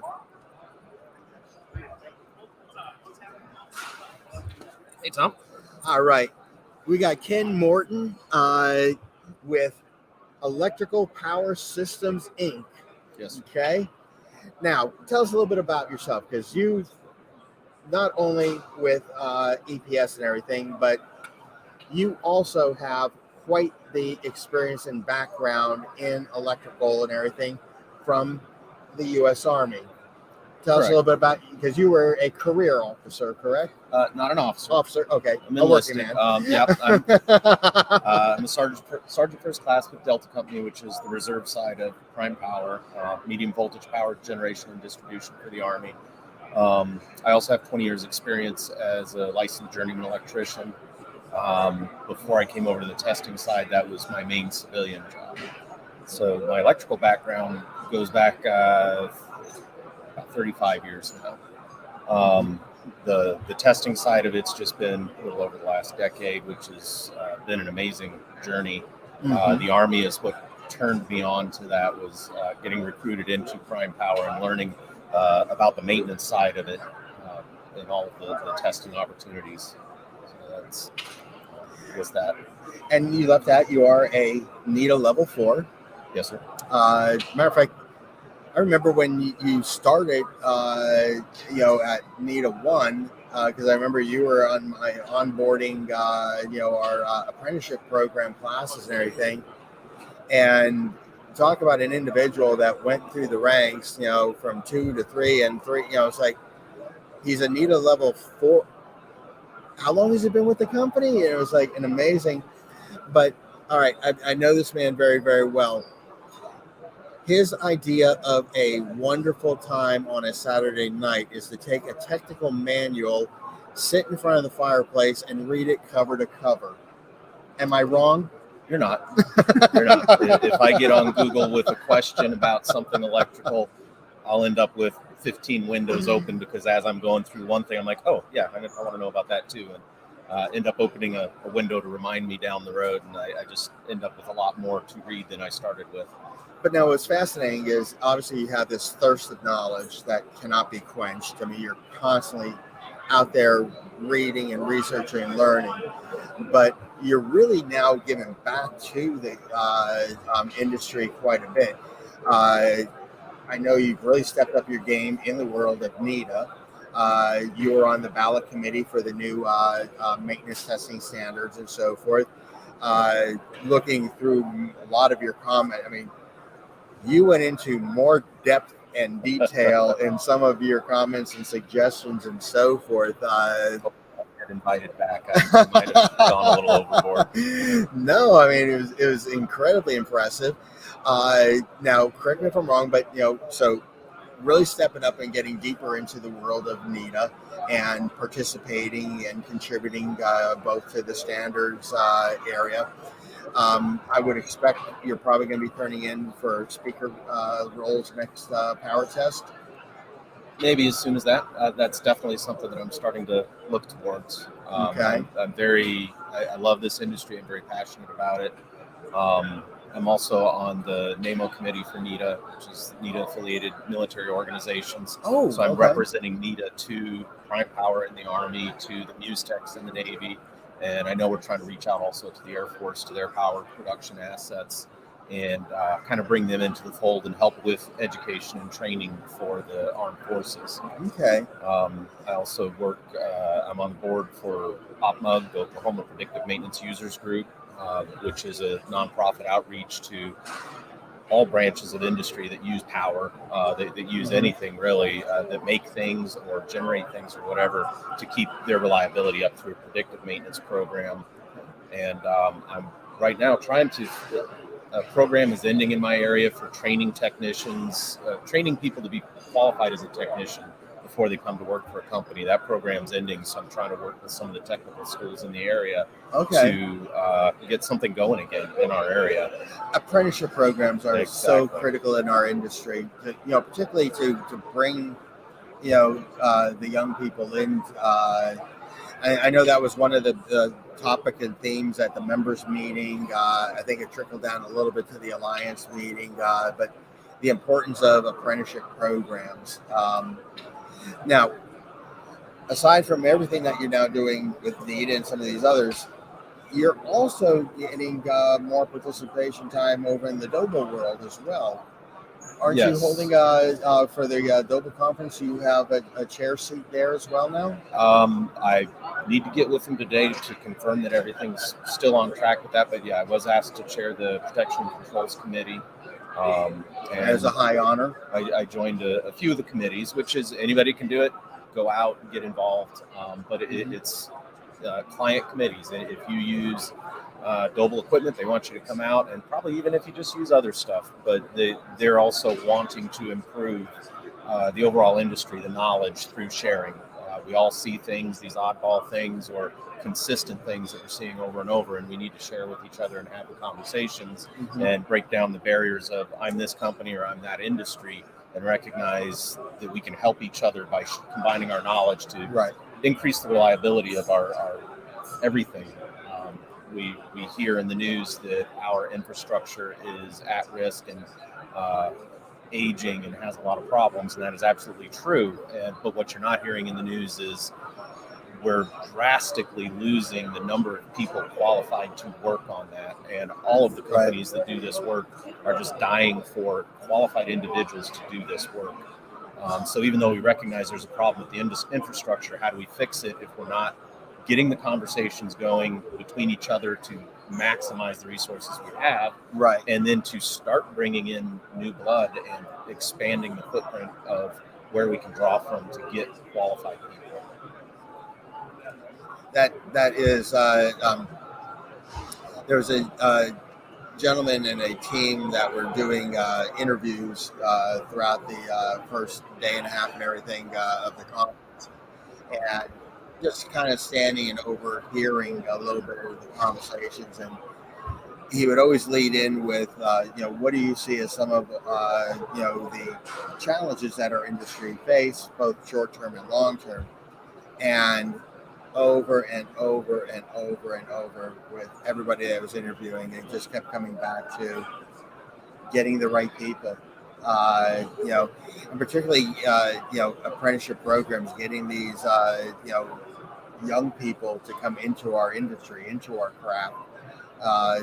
Because, arguably there's a lot of really intelligent, smart people graduating from university every day, but they want to go into programming. They want to go into, a nice climate-controlled office building, and work with a mouse and a monitor.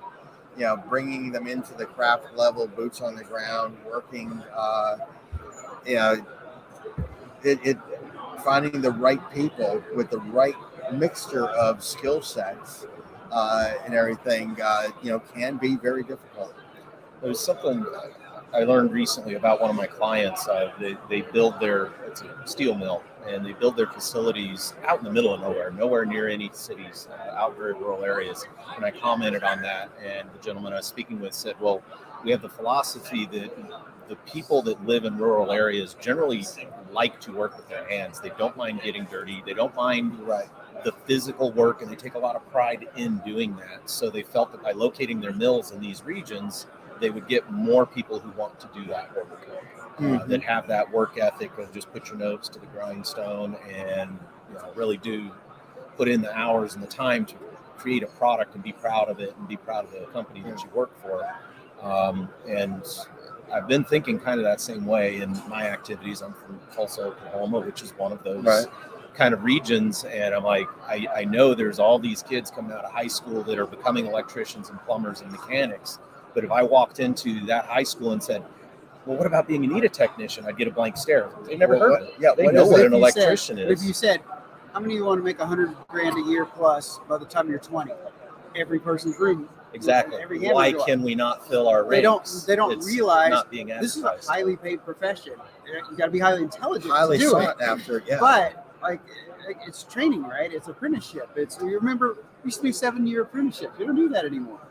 And so, I think we get back to that. I mean, we have to. Our infrastructure is going to fall apart. So I just think people don't know that, wow, okay, I can go $500,000 in debt going to a super high-end university that wants to take my money and give me a do nothing degree, or I can get out here and work and even if you do get well a for myself. valid degree, you're competing with a lot of people. Yeah. Our industry, we're starving for people. Yeah. You're not competing against anybody. If you want a job, I don't care where you want a job, what part of the country you want to live in, you will have a job. I mean, when can you start? Yeah, it's Yeah. like, how quick can we get you here? We'll pay to bring you here. And that's just not known. There's not a good outreach into the schools at the junior and senior level in the high schools to find these people who are, and at that age, willing to travel, probably want to travel. They don't have a family yet, so no real concerns there. And you tell them, oh, well, I go to Washington State and work, and then I'll go up to North Dakota. I'll go down and do some work in St. Croix. I could be anywhere in the world, really. We're sending people to Africa. So there's all kinds of opportunities to travel, see all different facilities, and get a huge experience base. And if after 5-10 years in the industry, you decide, well, you know what, I'm done with the travel work, you're going to have a job in a data center or with a power plant or any of these other facilities will be glad to take you in. You're going to have a skill set that matches nothing that they can get elsewhere. And you can settle in somewhere and finish your career out that way. Yeah, and there's one other, great additional selling feature to our world. We are one of the few areas that is virtually recession-proof.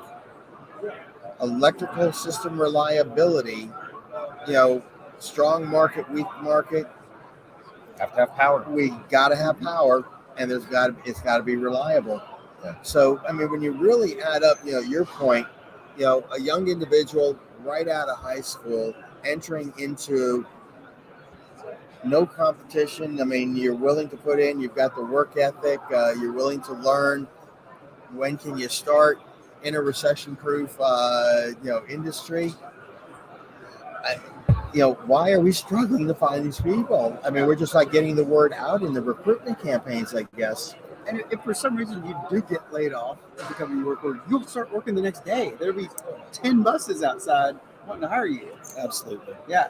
So it's a no-brainer. I think NITA's headed that direction too.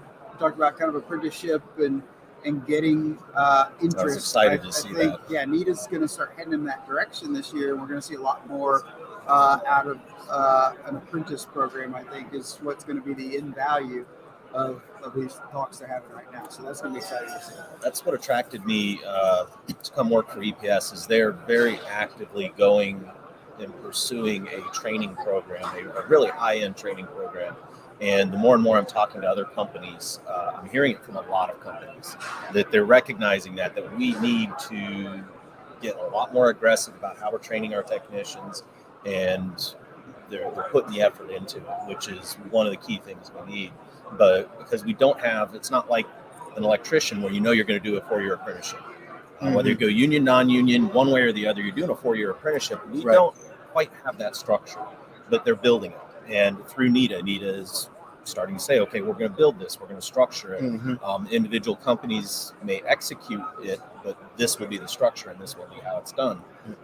And I think that's one of the things that we do also need is that structure at the beginning to ensure that everybody's getting the same training, the same opportunities. That's the key.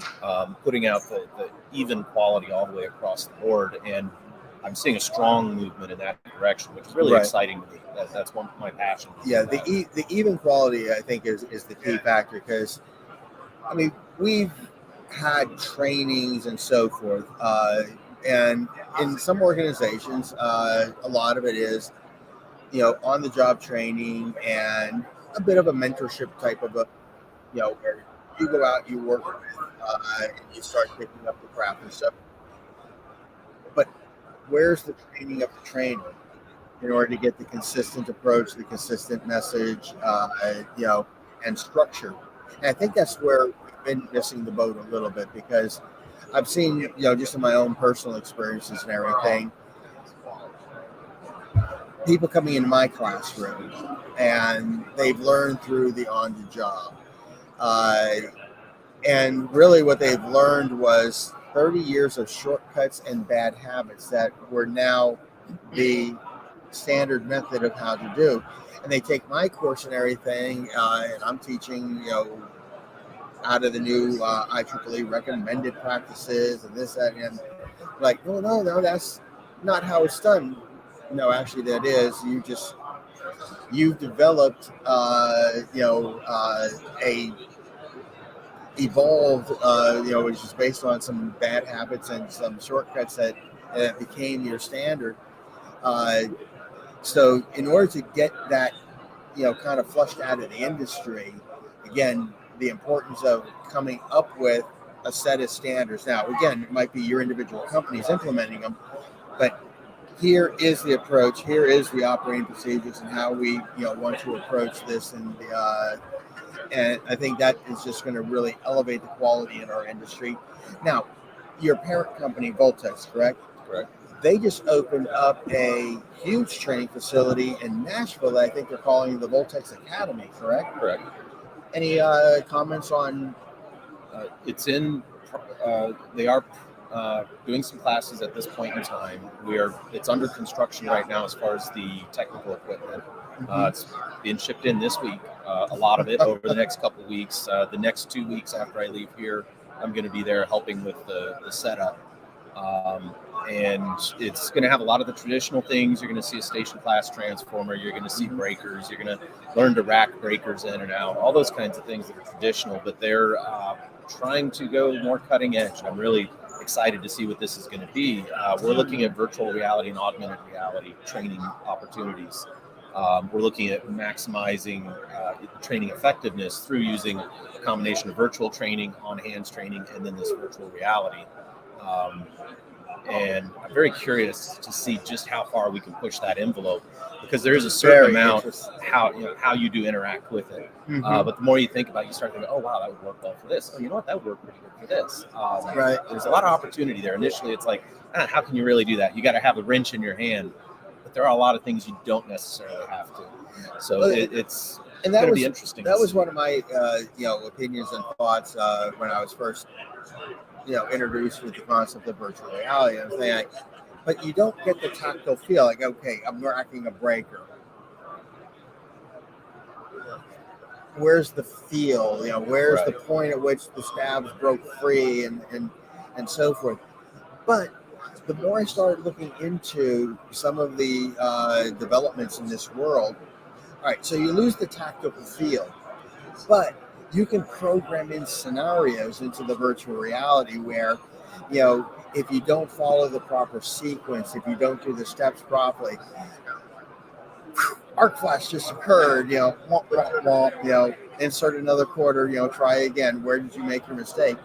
So one thing that I'm very fascinated, I'm going to be very curious to be picking your brain to see what direction you guys are going in this area, but that's been the one thing that I think I have a new respect for this whole virtual, is the fact that, all right, yes, you're not going to get that tactile feel of holding the wrench or whatever, but teaching you processes and procedures and putting into the program where there are failure mechanisms, are you catching them? And if not, hey, here's a great way. You were in an arc flash, and you can joke about it. No injury, no nothing, but you've learned from that experience the easy way. A quick example: you're walking into a substation. Look down and see, are the grounds connected to the fence? You'll be able to see that, and they can, through the programming, have it there or not. Right. Very easily. So you see grounds are in place. It's safe to enter the station. Move a few steps further forward. Maybe you're into a switching order, and you've opened this medium voltage switch. You can look in there and see, are all the blades open or not? And if the student doesn't do that, look in there and see that, and they go straight on to the next task, then right there you say, oh, right, you failed. You did not visually verify you're open.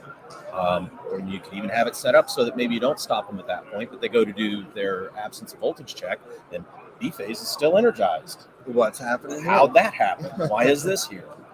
There's a lot of opportunity within it. It'll be interesting to explore. I'm excited about it.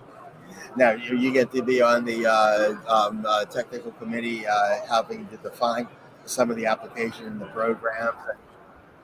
I'm a technical resource, I think, is the main thing that I'll be for right now. Is they've got a great team set up as far as implementing it and putting it all together, but I'm a reference for them.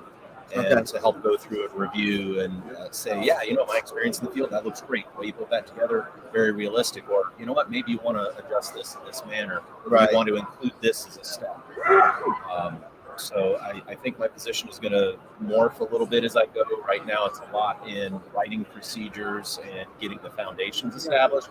And once those foundations are in place, then we'll see where I can be most effective and useful. But I think it's definitely be in the direction of training. Well, I know the years that I've known you and everything, I couldn't think of a better place for you to end up in other than training and being a role model and being that mentor for the next generations coming in. You definitely have the passion.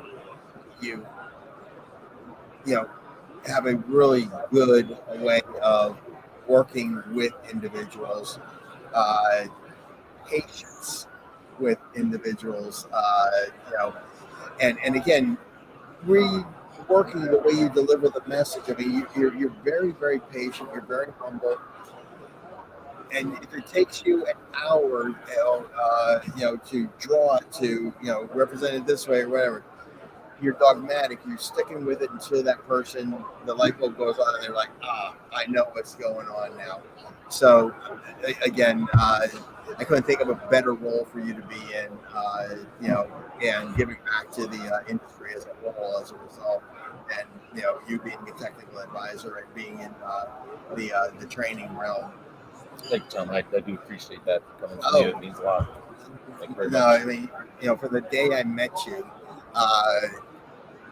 and I remember that very first day. I mean, whose hands going up? Whose hands going up? Whose hands going up? Asking the questions is like, this man has a thirst for knowledge that will never be quenched.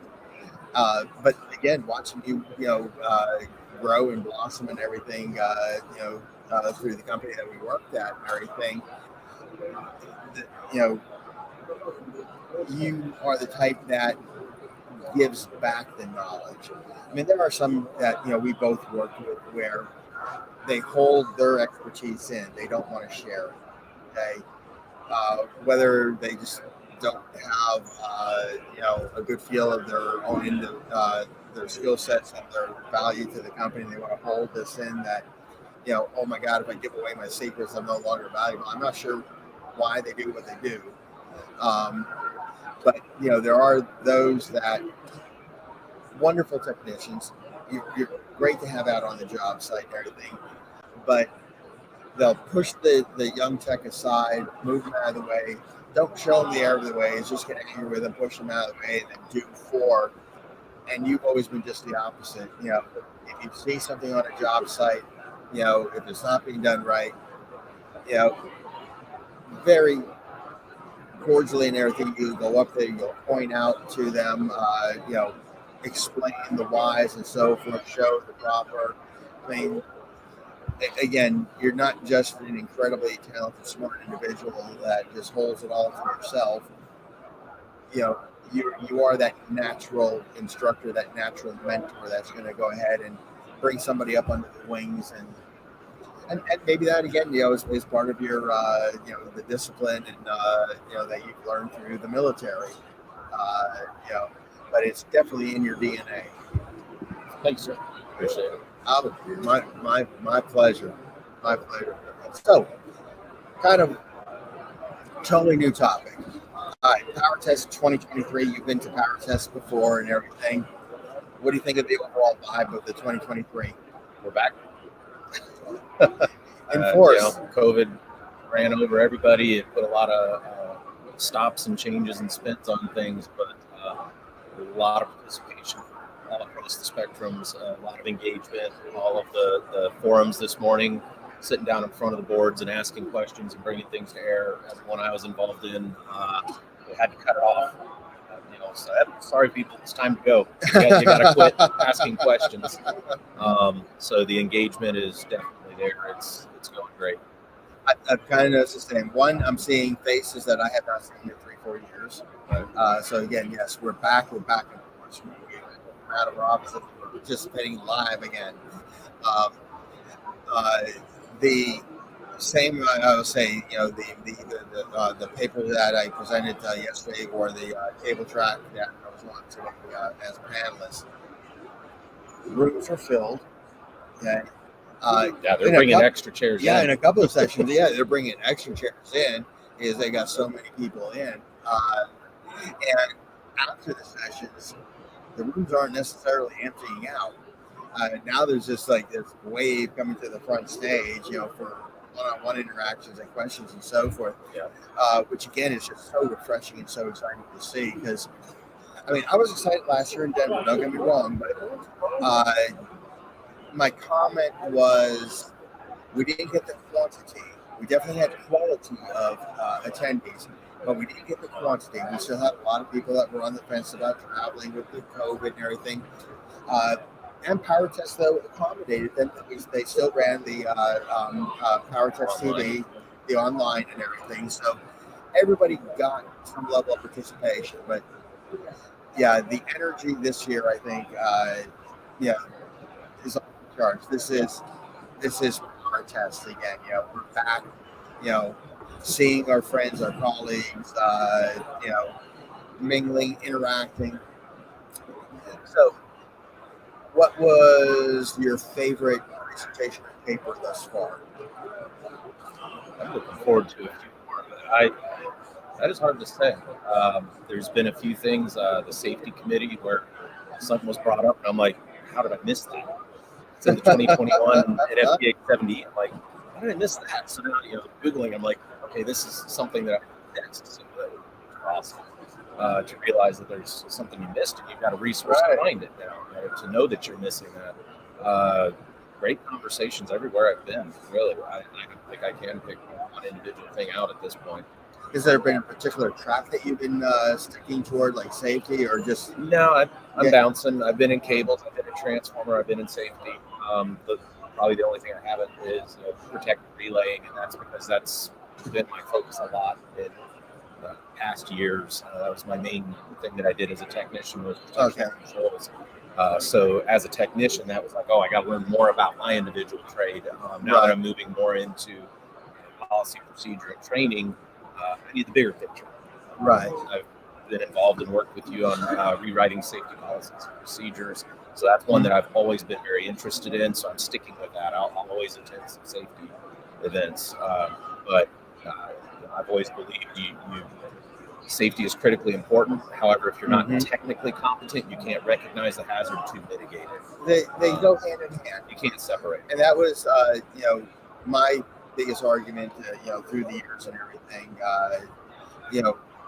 Yes, we need the safety training, but don't dismiss the skills development training, because the more you know and understand how the tests are run, how the equipment performs the test, how the device or apparatus reacts to it, the more you understand that, the more, when you're doing your risk assessments on your job briefings and everything, the better understanding you have, the more hazards you're going to be able to recognize. And again, you can't assess or control something that you don't recognize. I mean, the old saying of ignorance is bliss, not in this industry. It can definitely be life threatening. So knowledge is power. And again, when we look at some of the different offshoots and everything in the organization or company structure, you have the workforce development and the skills development. You have the environmental health and safety group, and then you normally have some quality group. These are all three gears in the exact same machine. If the safety is weak, the quality is just as bad, and it's probably because the people don't have the skills and the knowledge. So all three, need to be at the top of the game and strong for the company to really grow, blossom, be, at the forefront of the industry.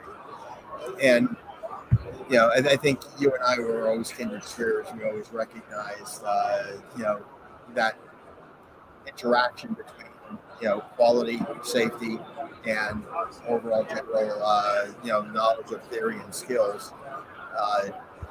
But not every organization is recognizes on that.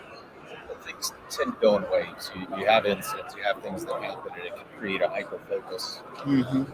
It's natural. It's what's going to happen. True.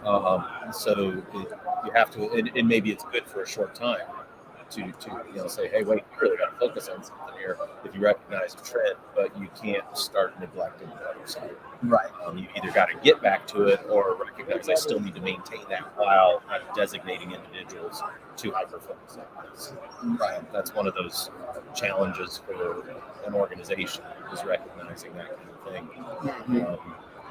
Well, some organizations do it much better than others. It's always refreshing when the corporate leadership, buys into the culture, because once it's bought in at that, let's face it, some of this takes discipline and commitment. It's got to start from the very, very top and trickle on down through the ranks and everything. If it's not supported and it's not endorsed, at the top, you may have a better program, but you're never going to have a great program. Because that level of commitment is going to be missing. And the other is stay the course. It's not going to be easy implementing new programs.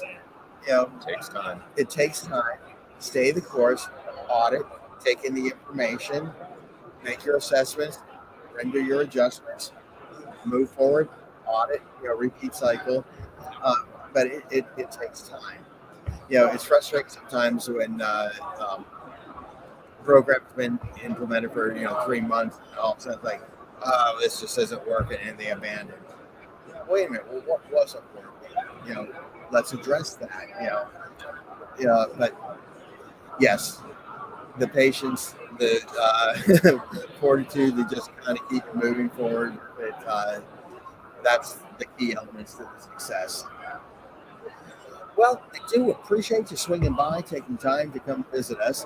Now, when we get back, and after all the festivities and everything of PowerTest is over, you're going to be joining us in one of our Power Hour broadcasts and everything. And you've got a rather important public safety presentation or paper that you want to go ahead and share. So without giving it away, you want to put a little spoiler out there for what's going to be coming up when we get back from PowerTest? Some equipment that's very regularly interacted with, and I think it's taken for granted because it's small, it's right in your face, it's right out in the front, there's really no guards in place, and people don't realize the hazard represented, especially if there are defects in it that weren't caught during commissioning. So I think it's a good thing to put out, because I've seen a number of times where so far we've dodged the injury, we've caught it, and one of these days someone's not going to catch it. It's going to hurt. So yeah, I'd definitely like to put a little bit more information about that. That's fantastic. So we'll be in contact over the next day or two to take a look at your schedule and when we can go ahead and lock that down.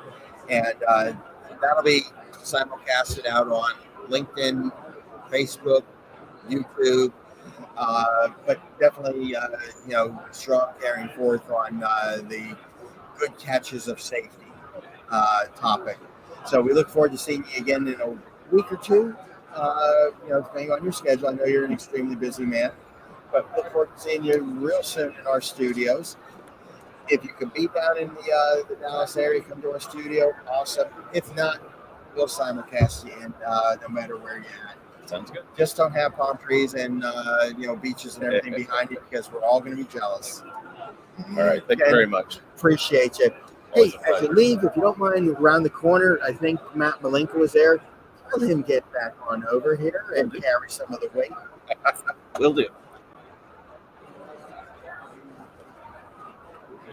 All right, that was Ken Morton from EPS. Obviously, a really tremendously valued resource in the industry. And I'm proud to say a very good friend of mine that I just had the honor to work with him for 9, maybe 10 years now. But as you just saw, a very, very valued resource in our industry. All right, Matt, where have you been hiding? What have you been doing? And who's our next guest? Been running all around, been walking around, looking at Tolerance turny thingy. Turny thingy? Equipment on. Is that a technical term? Kind of cool, yeah. I like it. The hat line's gotten a little less, it's a little The shorter. line was wrapping there for a while. I know, it's like everybody's getting a hat. That's cool. I want to show everybody something. You never got me my inner circle hat. Not yet. I need to make you one. Okay. I'll go get you one in a minute. But I want to show everybody something. Let me go get it. Just a second. I'll be right back. Okay. All right, here we go with that dead air time now while we wait for Matt to come back with the hidden surprise. And here it is. So this is great. So you guys get in. I'm holding that up. So if you are former military, you got you got Velcro all over your backpack. We got a new morale patch now. That's out. So it's got the Velcro on the back. You can stick it on your backpack. Or we were going to take a picture of that the other day. Yes. We never did. So new thing at Protec. In addition to our hat bar, we got morale patches now, and that was actually Ken and Zach's idea. Yeah, we'll go figure. Military guys, recommending guys, morale patches. So if you see us up at an upcoming trade show, we'll have these handy for everybody. So it's cool. I just wanted to show that off because I really like that. Fantastic. So Matt, I got here. You may already have talked about some of this stuff, but you've got some literature and everything sitting down here on our tabletop. Yeah, absolutely. Take us through. What are some of the things that are going on here in the Protec land? Yeah, so obviously if you're at PowerTest, we have a discount code for 10% off your next order. That is PowerTest 23. And, if you happen to put it in, that's cool. We're happy for you to do that. So feel free to use this code. It's good until June 30th for 10% off your next order. One order per office. So if you're Shermco Dallas, you can place an order and use this once. If you're Shermco Houston, you can place an order and use this once. So it's not just like Shermco, it's Shermco per office, per account we have set up in our system. So next thing, all of our fun stuff is you want to come in and say a few words to come on. Like okay. That'd be good to sit down and do it, though. Do you want to ask live on camera? No. Oh, come on. Well, really not live. These are just, non-functional ornaments.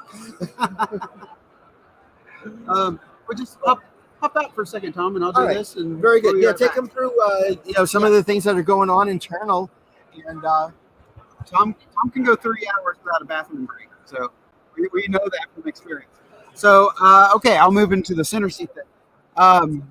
So we talked about it a little bit before. We got 10% discount using PowerTest 2023. Also, if you're interested in any of our training, you get 10% off. Go to protectraining.org, and we get 10% off the training center. That's a 12-month subscription, individual, or if you're interested in a corporate subscription of multiple people, we can do that as well. Also, we have 10% off of our NFPA 7-E training. We do that monthly. So if you're interested in coming up and either renewing or doing for the first time your NFPA 7-E training, we do that live online. It's a 2.5-day course, very intensive. It's not the rubber stamp 2-hour course. So we encourage you to do this class. It's 10% off. If you join the Protec Training Center, we actually give this course at 20% off. So you get a bigger discount for all our other live online courses, such as the NFPA 7-E training and this target training. So, but if you just want to take it one off, you can certainly use the PowerTest 23 discount code for either this or the training center. So feel free to, if you have any questions, you can contact us as well at training@protecequip.com.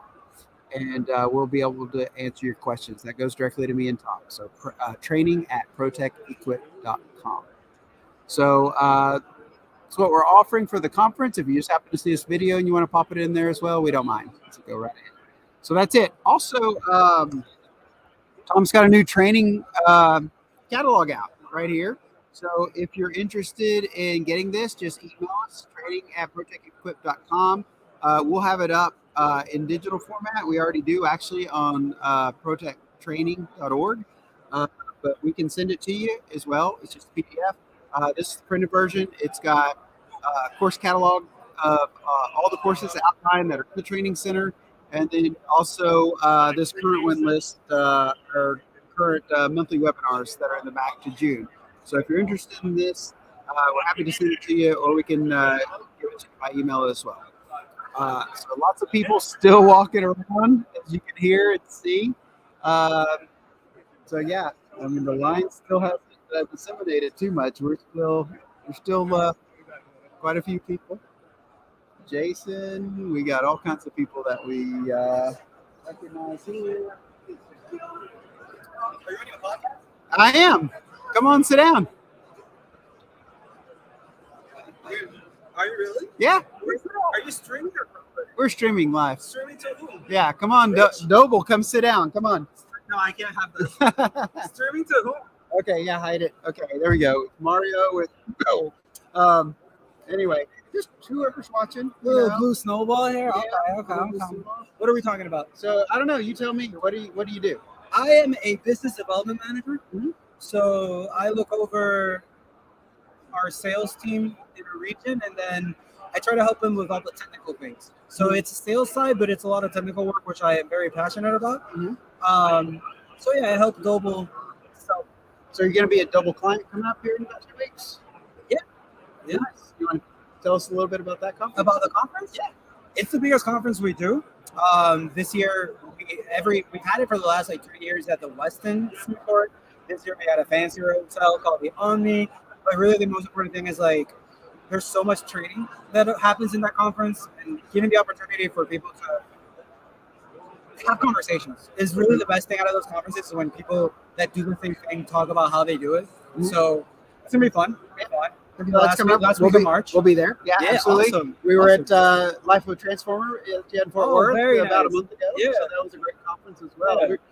We're pleasantly surprised because I think last year everybody's kind of getting back in the swing of conference stuff, and it was you didn't know what to expect. You're happy to see people and be out, so it didn't matter how many people were there.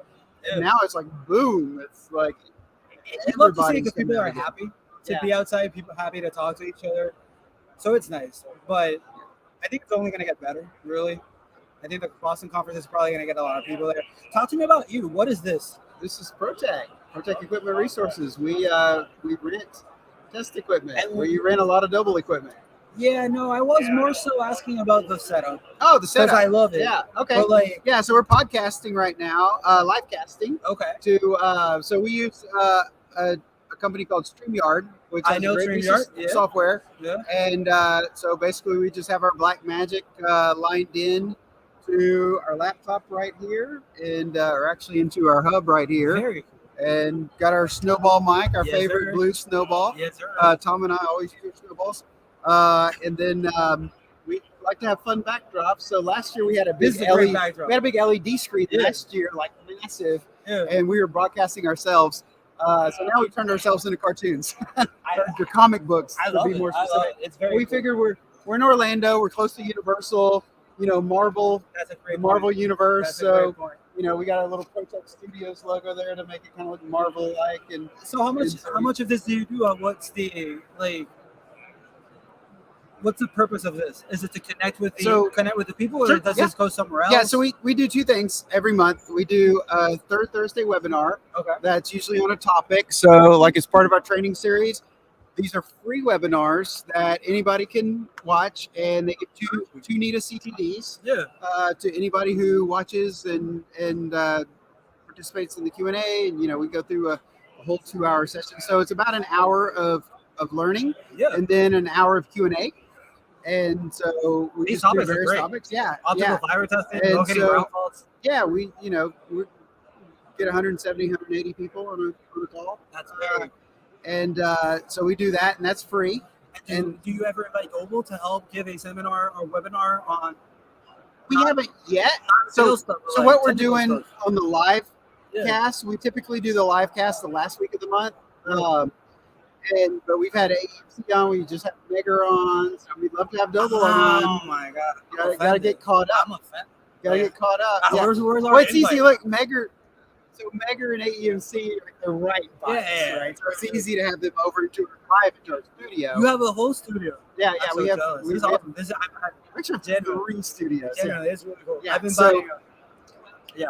So yeah, if we'd love to have Doble on, especially like I know you're probably busy right around the conference, but post conference, if you guys want to hop on, and If you give us a slot, I'm sure we'll find someone, if not me, to fill it. Of course. And then I'm not trying to sell anything. Like any technical topic that you want to talk about, like we can talk about. Whether it's we just developed a document on how to test traveling wave protection relays. So anything that's like, we have a lot of application codes and stuff like that that isn't trying to sell you on anything, just trying to teach you how to do certain things, how to test certain devices. That'd be cool. Yeah, We'd yeah. love So, to do something like so that. like, I definitely mean it. Like, not salesing anything.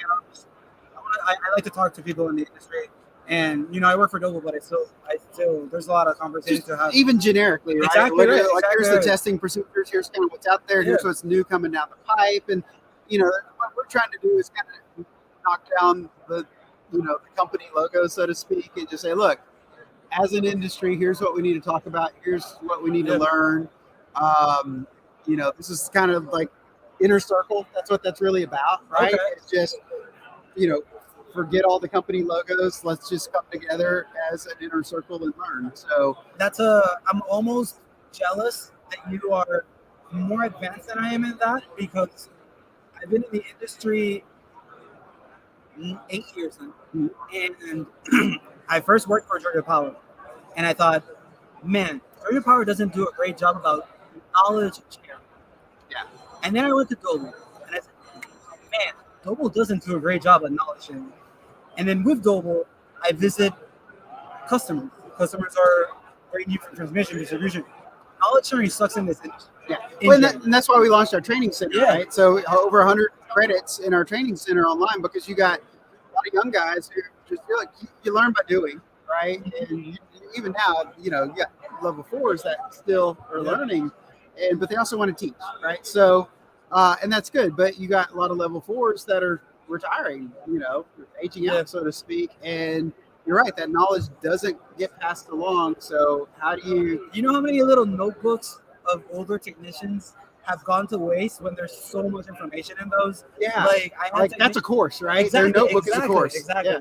Like I had technicians who when I started Georgia Power that trained me, they were fantastic. They had old school notebooks, and I used to look at their notebook and say, man, you should put this on a computer for people. And it's not that they didn't want to, it's just the hassle of it. Yeah. So I've always I wish there was I wanted to do something separate from Doble that's just like a website that you can go into and just learn things for new engineers. Not, whether it's how to test a 50 element or whether it's anything else. Just I wish there was more tools. Yeah, so that's where we're headed. Yeah, absolutely, we're headed in that direction. I think kind of the next thing we're going to launch is the Inner Circle officially, which is just an old school chat board. Like hey, forum. I'm having a problem with this. Yeah, just forum for subjects and just get some guys in here that have been in a long time that can help answer questions and just place to learn. And on top of the structured classes, just I had a problem. I mean, I kind of liken it to the the Jeep forum or the Mercedes forum or just we have the MTS 5100 and that device is a little old. So we acquired Manta. The point of this, Manta, the company, for their devices had an old school forum. Yeah. Where it was new topics, you could browse the topics from the forum. And it was literally that. We still have it. Not many people use it anymore, but there is probably 500 solid topics of people just talking and figuring stuff out. Yeah. And now, what do you do when you need to learn how to do something? Exactly. You do what I do. You go to YouTube, right?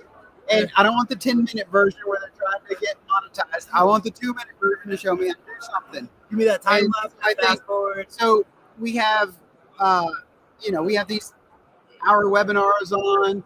We have Brett, our application engineer, does Brett's Bites, where he does shorter versions. That's a great name. But we're rolling now into YouTube Shorts. Like we're creating a series of shorts. Like on your M4000, like the paddles now, you got to have squeeze. Well, all the old guys do full squeeze, and like it's not working. It's not working. And so like we just have to educate people. Like, hey, have squeeze, right? That's a 1 minute video, right? So you made a short about it. Yeah, that's great. So it's just little stuff like that, or like, okay, do you have the right software, right?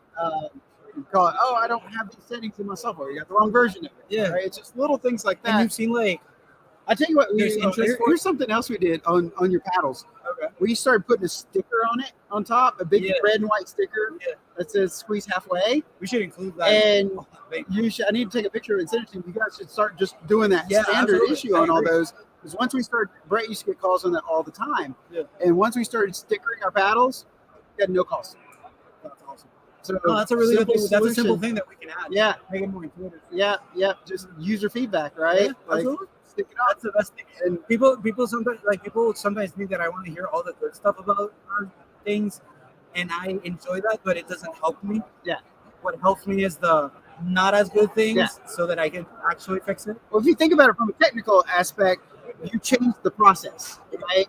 But people aren't educated on that change, and so the simple way to do it is stick a sticker on it. Yep. And so it was that simple, and we dropped our costs to 0 on that. So have you seen good feedback or like views on those shorts? Just educating people quickly on things. We just started doing the shorts. Okay. So they're new, but they like our industry is so niche. Yeah. Right. You're not going to get a million views on something. Of course not. But that said, right, like if we help one person, I was about to say that's all that matters. If I get one comment saying this worked for me, I'm good. Yeah, that's great. Like, I don't know how many people are watching us now. Like, there might be 10 or 12 across our platforms right now, or maybe 20. I don't know. That's fine. But the point is, this is being recorded, and we'll chop it up into segments and put that out like that too. So, we've interviewed some people are good at in this industry. No, so that's really good. No, and I came from other industries where we do that. So it's just, that's why. It's just the knowledge hasn't crept into this industry yet. So it's coming, right? I think, it's, when we look at video, like you look at like the 14 and 15-year-olds can chop up and edit video better than the professionals that have been doing it for 30 years sometimes. And because they know what their audience wants better than anybody else. Yeah, they know what and they know how to go find the tools to make it look like what they need it to look like, and that's all we're doing too. Is we're finding the tools, right? So I think there's a lot involved in that. Do you know NETA's going to do a fall conference? No, where is it? It's going to be in Dallas in September. Okay, I think 28th and 29th. Okay, it's going to be over like innovation though, so I think Noble should pay attention to that. Just mostly just innovation and kind of like take the new product for them and put it on steroids and make a show about it for 2 days. Yeah. So that's going to be exciting. I'm gonna look it up Dallas, right now. And it's going to be at the Anatole in Dallas, where they're going to do the show in the spring. They don't want it to be a PowerTest 2.0 or PowerTest Junior or anything like that. It's going to be kind of a bit of a different topic focus, but definitely on innovation. So all the latest stuff Doble's coming out with, not just in equipment too, but maybe buses, right? All that stuff I think is very pertinent. But we'll see more information in the next couple of weeks. I think they're going to have a brief out by the end of the month on it and start that process. So just something to think about, as you guys are doing your Doble client show, like what can you kind of transpose to this NETA show for this audience, for people that maybe are going to client, right? Because you have two different audiences. Client and Load have two different audiences. Yes. So not much protected in client conference. Right. So I think bringing some of that back over to NETA is a good idea for them. So, All right. Mario, it's good to meet you. Good to meet you. And again, we got 150 M4000s, 6150. So let's talk about doing a training or any class. Sounds good. I'm gonna give Mario my card. Yes, please, because I don't have mine. I made a review. No, no worries. Yeah. Looking forward to it. Have a great day. So great. That was Doble that just stopped by, Mario, and they're having their client conference here in Boston coming up at the end of the month. Certainly, Protec will be there as well, and so we're excited to be there. So we are 2 o'clock. We are 2 hours into our conference now, and still steady. Hat bars died down a bit finally, I think, because everybody else has gotten a hat. So still probably hear the hustle and bustle around behind us, but it's still hustling and bustling. So there's a lot of people here. Tom's having a conversation. We'll join Tom back here with us shortly, and we have some more people we're going to interview that are supposed to be stopping by, and we'll get to that soon. And trying to see if we see anybody we know that we can sit down. We've just been grabbing people. It's been great. We've seen a lot of people that we already know, and a few people we just met, like Mario. So still looking. I don't see anybody. Well, I'm going to let you guys in on what we have upcoming for our webinars. Talked about that a little while ago. If you missed our ground resistance webinar, it was a fantastic webinar in February. Coming up, time domain reflectometry applications is coming up in March. That's next week. That's Thursday. So if you want to hop in on that, sign up for that. You can go to protecequip.com/webinars to sign up for that, or you can go to protectraining.org. Either place will get you there. In April, we're going to do optical fiber testing. In May, we have testing the saturation curve of current transformers. So it'll be a great one. And then in June, locating ground faults, which is always a popular one. We brought that back to get into more detail on that from a webinar we did last year. So we're going to be excited to do that in June. So again, protecequip.com/webinars or protectraining.org to see those. So we're on the second hour here of the conference, and I'm just looking at shirts. There's RISA is here, National Switch here. It's hard to see some people's shirts. A lot of people carrying Protec stuff. That's good news.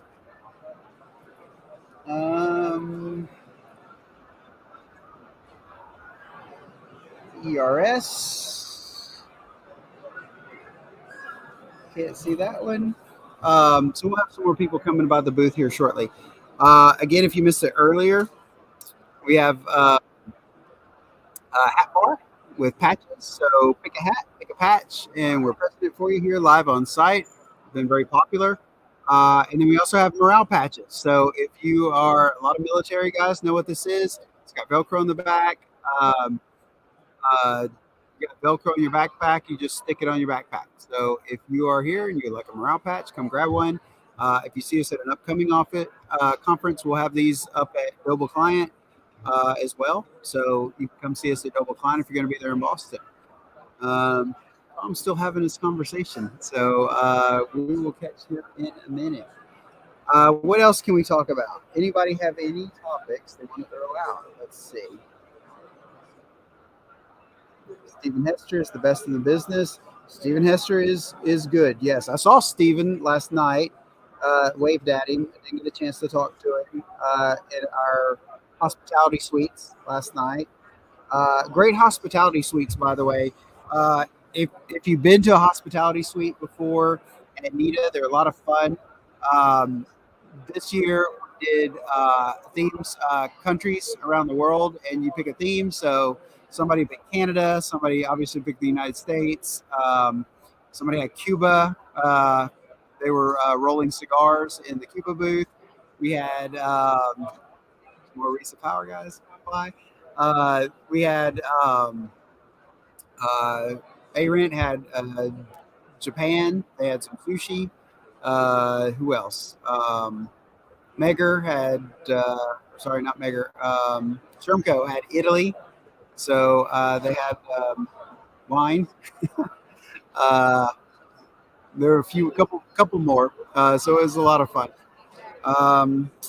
What else can we talk about? while we're waiting on Tom to come back.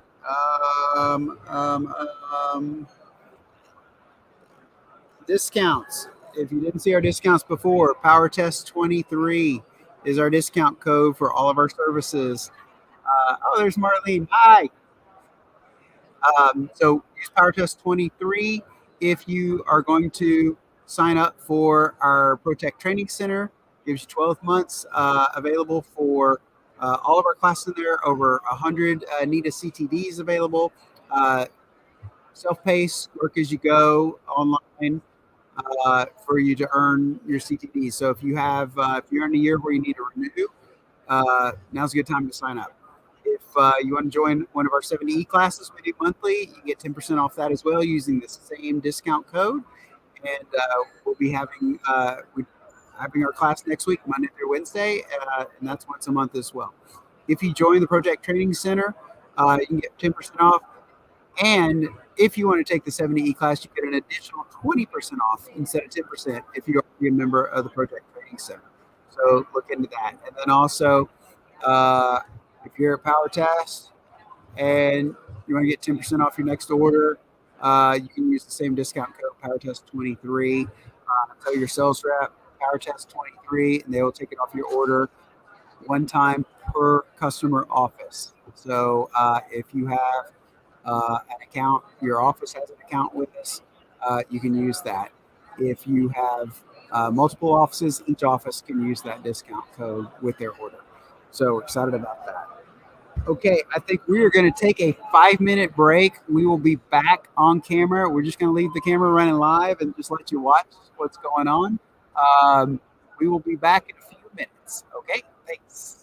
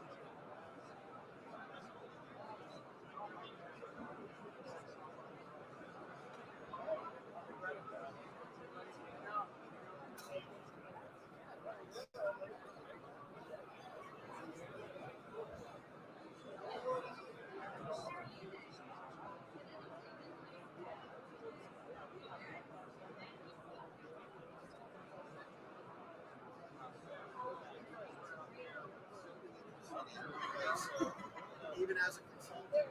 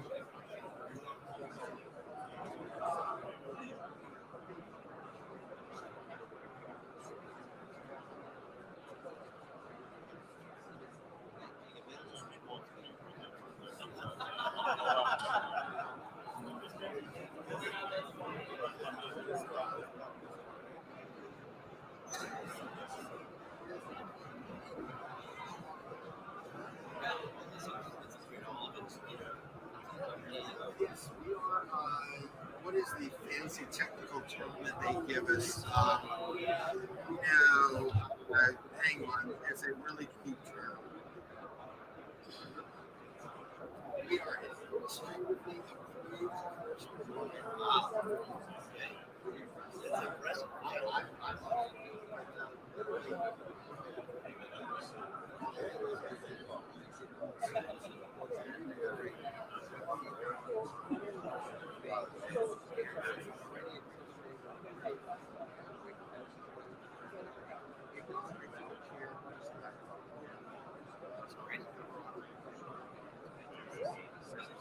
As far as the, this is probably a test of the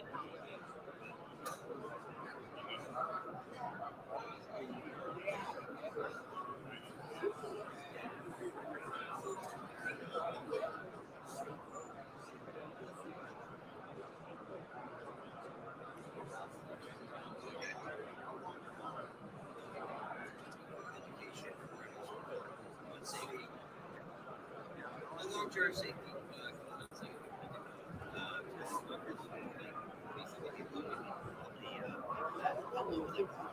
If we go with the standard,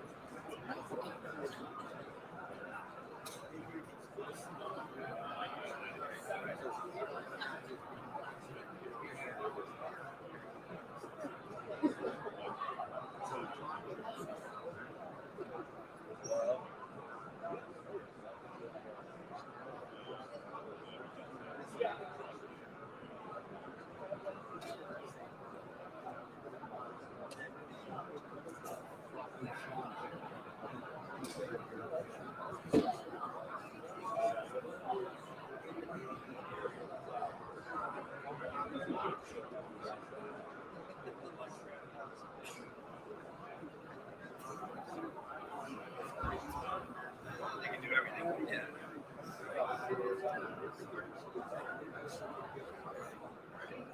That can be worse.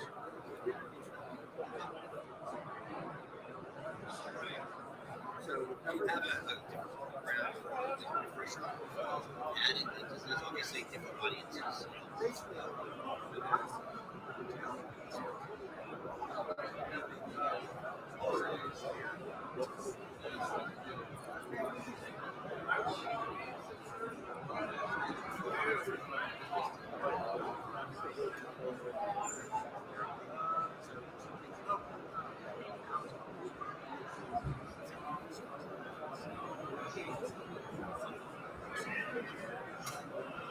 You can customize it. I want to keep it to like a day and a half, and another half a day that I'm going to get I didn't break it down. What I'll do is I'll send you details, my contact information, and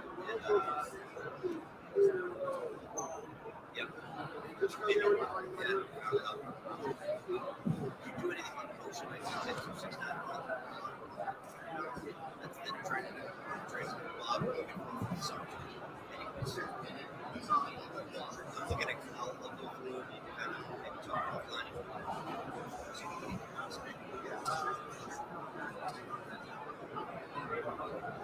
we do a lot of YouTube. In that data. Yeah, no, I appreciate it. I'll be in touch. I'll send you an email or contact you.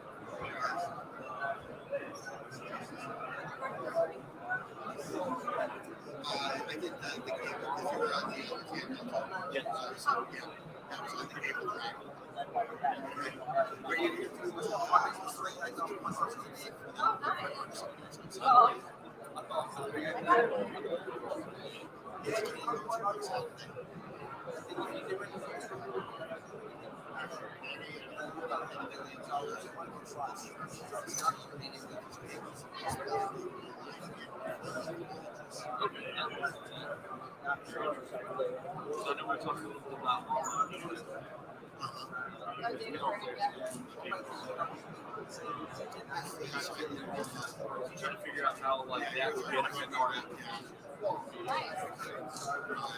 Baker or something because they have ED tester that goes into the yes. So that I was like that would be. I did it.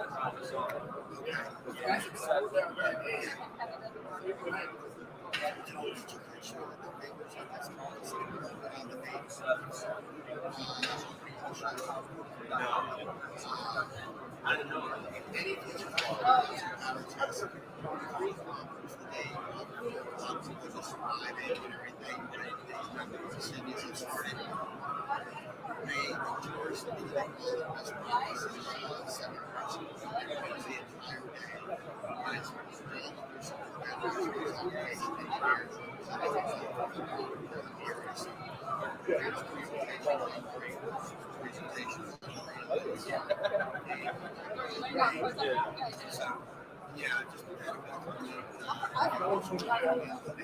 Yeah, definitely. If I know what's going on, I'll tell you what, I listen to everybody talking. The trick of life, and people think that they're campers. The trick of life is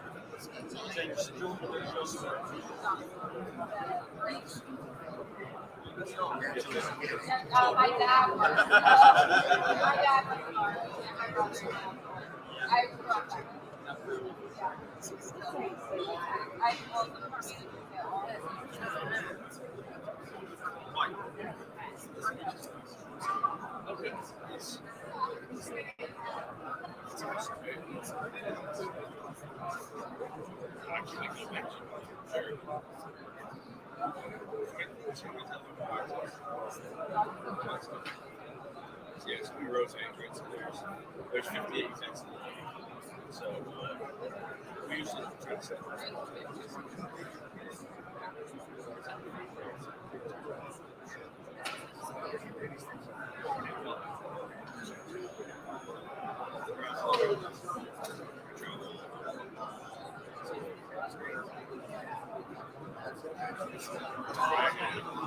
actually.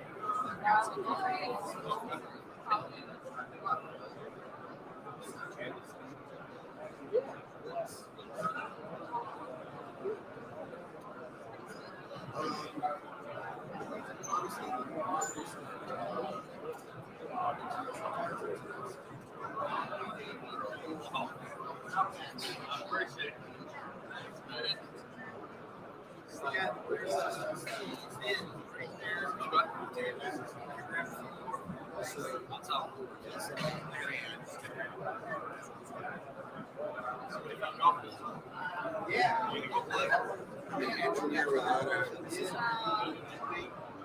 I do. It's good. Let me get it ready to use this. I like doing the scramble. I don't have the best ball. I do. I don't need to.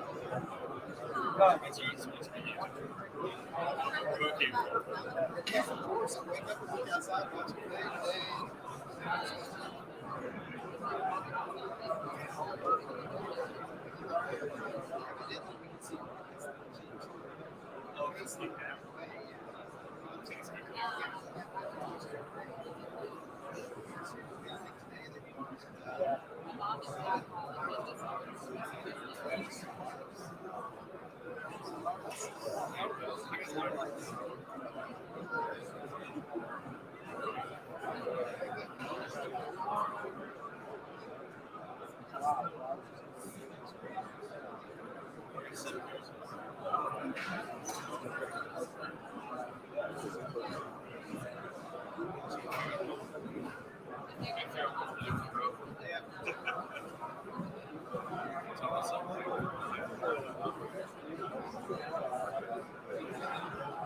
You've been doing this long.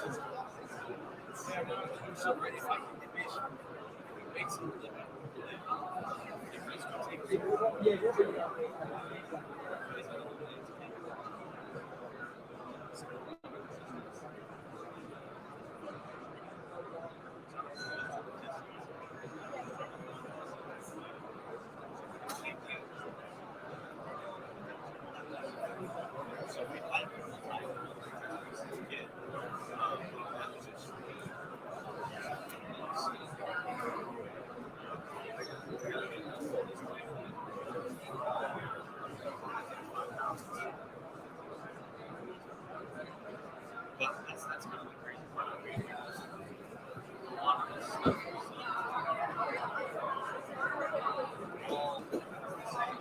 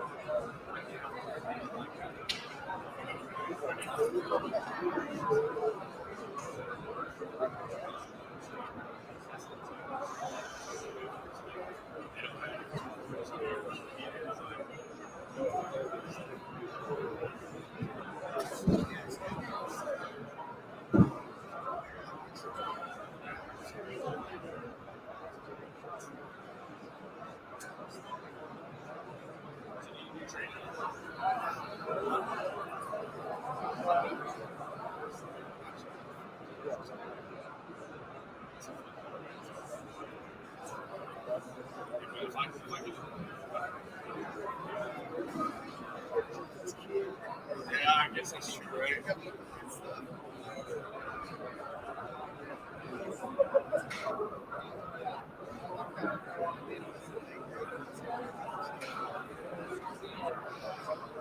Yeah, I saw. I was looking at all the covers. And I love that.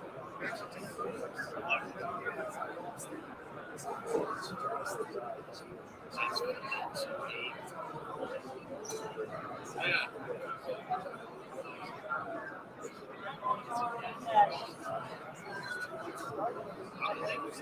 It's a lot of work. It's cool. Those cats are.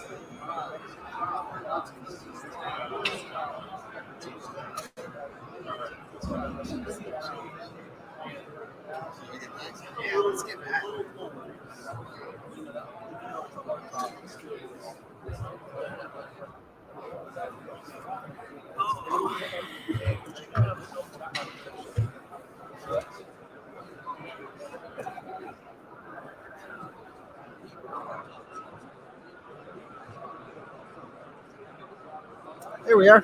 Okay. All right. Hey, we're back.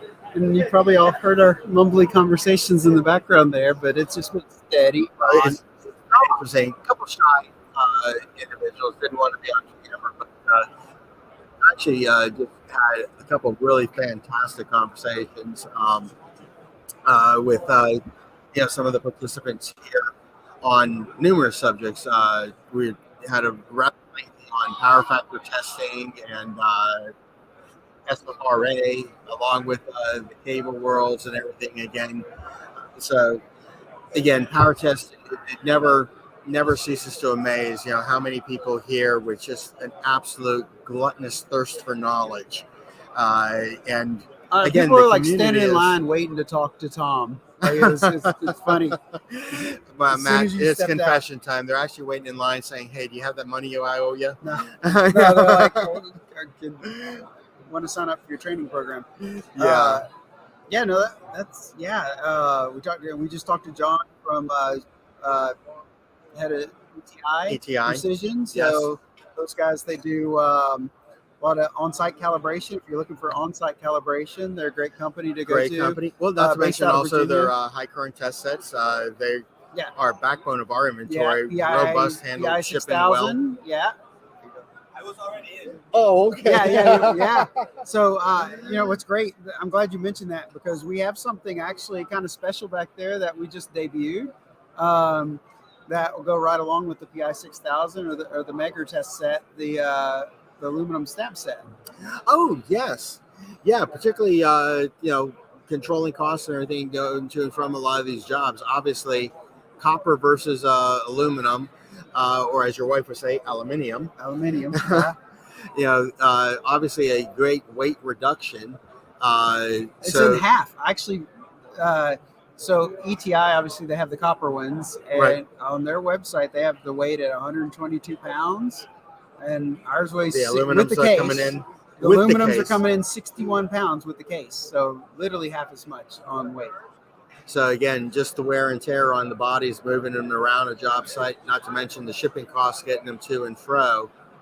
Some good advantage on those. How long have we had those now in inventory? I think we made a couple sets, so pretty new, within the last maybe 2 months or so.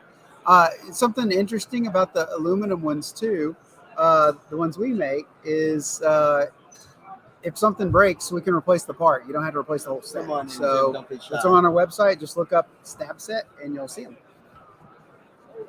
Oh, here we go. Okay, I'll let you guys. We are broadcasting live, so we're going to make you a star. Oh, wonderful. But make sure I don't break anything. Jim, why don't you introduce yourself? But I met Jim last night at the hospitality. Oddly enough, we were both waiting in line for cigars, but we did get an opportunity to meet up with one another and tell a little bit about yourself and particularly the service that your company is doing. Sure. Well, appreciate that, Tom. Thank you. I was actually getting in line to get a cigar for a friend of mine, but my name is Jim Safran. I'm the director of Infraspection Institute. We are headquartered in Burlington, New Jersey, not too far from Philadelphia, Pennsylvania. We provide training, certification, and support for infrared thermographers. We're here this week at PowerTest because many of the electrical testing and maintenance companies that are members are providing that service to their clients. So our classes are geared toward those who want to learn how to use thermal imaging equipment, either for their own firms or for their clients. We teach people how to use the equipment properly. We teach them infrared theory and heat transfer. We teach them proper equipment selection and operation. And also, we touch on several applications, including but not limited to infrared inspection of electrical distribution systems. Now, do you cover different technology levels or rankings, like a level 1 thermographer, level 2, level 3, and so forth? We do. We actually have 3 levels of training. In addition to our level 1, 2, and 3 courses, which are certification courses, we also offer several applications courses, which are shorter. They don't come with an official level certification, right? But they do cover much of the same material, just in a more condensed version. You know, those would actually probably be really good for account managers and sales staff, that they understand enough so that they can have a good conversation, recognize opportunities with their clients, and then obviously the certification levels. I mean, we need people are all about our certifications. Absolutely. Our class is actually approved by NETA for CTDs, for NETA test technicians. 32 credits, 32 CTDs, so which is a sizable amount for the number of credits that need to be earned on a regular basis. Because if you are a level 3 or level 4, you need 48 every 3 years. Level 2s, you need 24. So your one course just made your quota. Exactly. And we've had that recognition distinction for several years. That applies both to our open enrollment classes, also our on-site courses that are taught at the client site if they have enough people, or our very popular web-based distance learning courses. That is fantastic. And the one thing that also definitely impressed me is you are independent of the hardware. So it does not matter what color or brand camera you're using. You're teaching the skill and the technology independent of the brand. You are absolutely correct with that. We are vendor independent. We are, and always have been. We don't make a commission from the sale of equipment, nor do we distribute any type of equipment. We don't manufacture the equipment either. So we are a training institute and recognized as such. So it's hard not to have a bias when you're receiving a commission from someone after the fact. Right. So we just steer clear of it. Now, that's not to say that when a student comes to our classes that they won't hear either myself or another instructor speak at times passionately or dispassionately about a particular feature set or particular model camera. Mm-hmm. But if you're speaking strongly in favor of or against a feature set or a particular model, it's because we don't feel that it's particularly well suited for that application that we're discussing. It's not because we're making a commission on the sale of that equipment. Right. So we do train across all makes and models, regardless of age, which is a tall order. I've been in this business nearly 40 years, and there's been a lot of equipment that's come and gone. But today, by and large, it's largely the same feature sets, but we teach the science behind it. And what I'm fond of saying, the way we teach our classes, it's like teaching a young student mathematics and then giving them a calculator to aid the process. We teach the science behind it so that when our students leave the classroom, they can figure things out on their own. Right. Well, I definitely know that, we at Shermco, started launching training programs to our clients as well. A lot of which I've, been kind of the developer and the instructor, knowing my limitations, I'm really focusing, honing in on a lot of the e-learning online self-study. But then the student can always link and schedule an appointment with me for one-on-one dialogue and everything. But I am not a thermographer.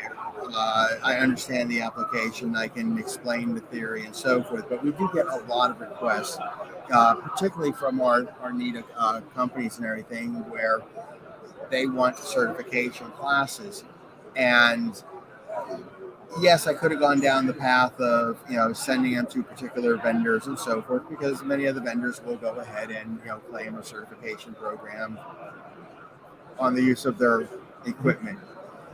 When you told me that you were, equipment and brand independent, and particularly, your interest is not in teaching the next generation of button pushers or data capturers, but actual, thermographers who understand, are certified and disciplined and knowledgeable on the application. Well, yeah, you pretty much won me over at that point. So I know for all of my future dealings and everything, that is an area that I'm not an SME on. But now I know, again, you don't have to be the smartest guy in the room. You just have to sit next to them. Well, I appreciate that. It's high praise indeed. And we pride ourselves on being a resource. Introspections, in addition to providing training, certification, support for thermographers, we've also written many of the standards that are in place globally for the conduct of infrared inspections, be it electrical systems, mechanical systems, building envelopes, roofs, optical gas imaging. These are all places where we have developed standards for people to use as guides in the conduct of their inspections. And our standards are, rather than being technician-centric, they are customer-centric. So we take care of the customer. We define the elements of what is necessary in order for any technician of reasonable competence to turn out a high-quality product in their report through their inspection, their reporting, that protects the client's best interest. Because we certainly have, in the media arena, we certainly are interested in the technicians doing the job correctly, and that's very important. But there's, in a larger sense, it's about the safety and reliability of facilities that we're performing these inspections for. Gotcha. At the end of the day, what we do matters, and it's important to the safe and continuous operation of facilities, and it's important to the people who work there. So fantastic. We train people to be to the highest level of competency that they can achieve. Well, most important thing that we have to kind of close up with on here. One, I believe I have your business cards, but last night I don't think I had mine. I don't remember if I gave you one of mine. You did, and I have it. I have it right here. Fantastic. So we have contact information with one another. I am definitely going to be putting a link to your organization on our what we call Protec Training Center landing page. I will put a little call out in there for interested in thermography, and I will have a link to your company on that. But for the listeners right now, Anthony, how do they get in contact with you? The easiest way to reach us is through our website, which is infraspection.com. You'll find all of our contact information there, or you can simply reach out via telephone. Give us a ring at 609 239 4788. Fantastic. It's been a pleasure. Thank you so much. Same here. Thank you for swinging by. And it must have been fate last night that we ended up in line together, because it is an area. And again, I wasn't just hyping or anything. Literally, I get requests probably about 5 times a month, and thermography is a big subject. And in my 30-odd plus years, yes, I've sent technicians out to do it. I've never done it. I know the concepts, but I am not about to say that I'm a subject matter person, nor am I going to try to create a training program when there are experts out there who know what they're doing and have legitimate programs in place. Why reinvent the wheel when we just go to the tire store? Perfect. We're here for you. Nice to meet you. I appreciate it. Thank you, Jim. Looking forward to working with you. Take care. Thank you.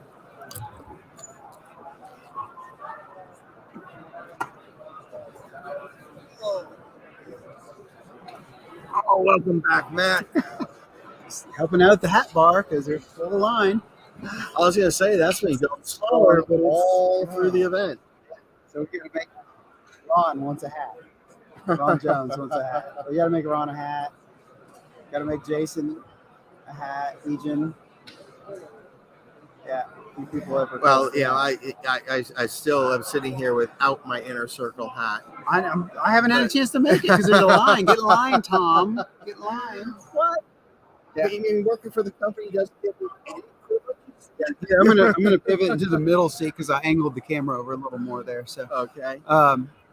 Adjust our yeah, no, we make bit. some everybody a couple of NETA people got the inner circle hat. Did they? Yeah. Huh? So we'll talk about. We've been talking about inner circle for a couple months now. We're going to get that launched here very quickly. Where inner circle in my brain is like everybody who's participating in our training, right? Mhm. And it's forget what company you work for, right? We're all in the same industry, Right. working for the same knowledge base, and just providing a place where not just you got the training classes, but you got a place to go where you got a question on something. You saw something in the field the other day and you're wondering, and you don't have an answer for it. And you can come to our inner circle area and, kind of old school posting board, really. It's what it is, old school forum where Right. you just come in and say, hey, I had this problem. I was uh, doing a ground fault test the other day and this happened and I'm not sure if I did the right thing.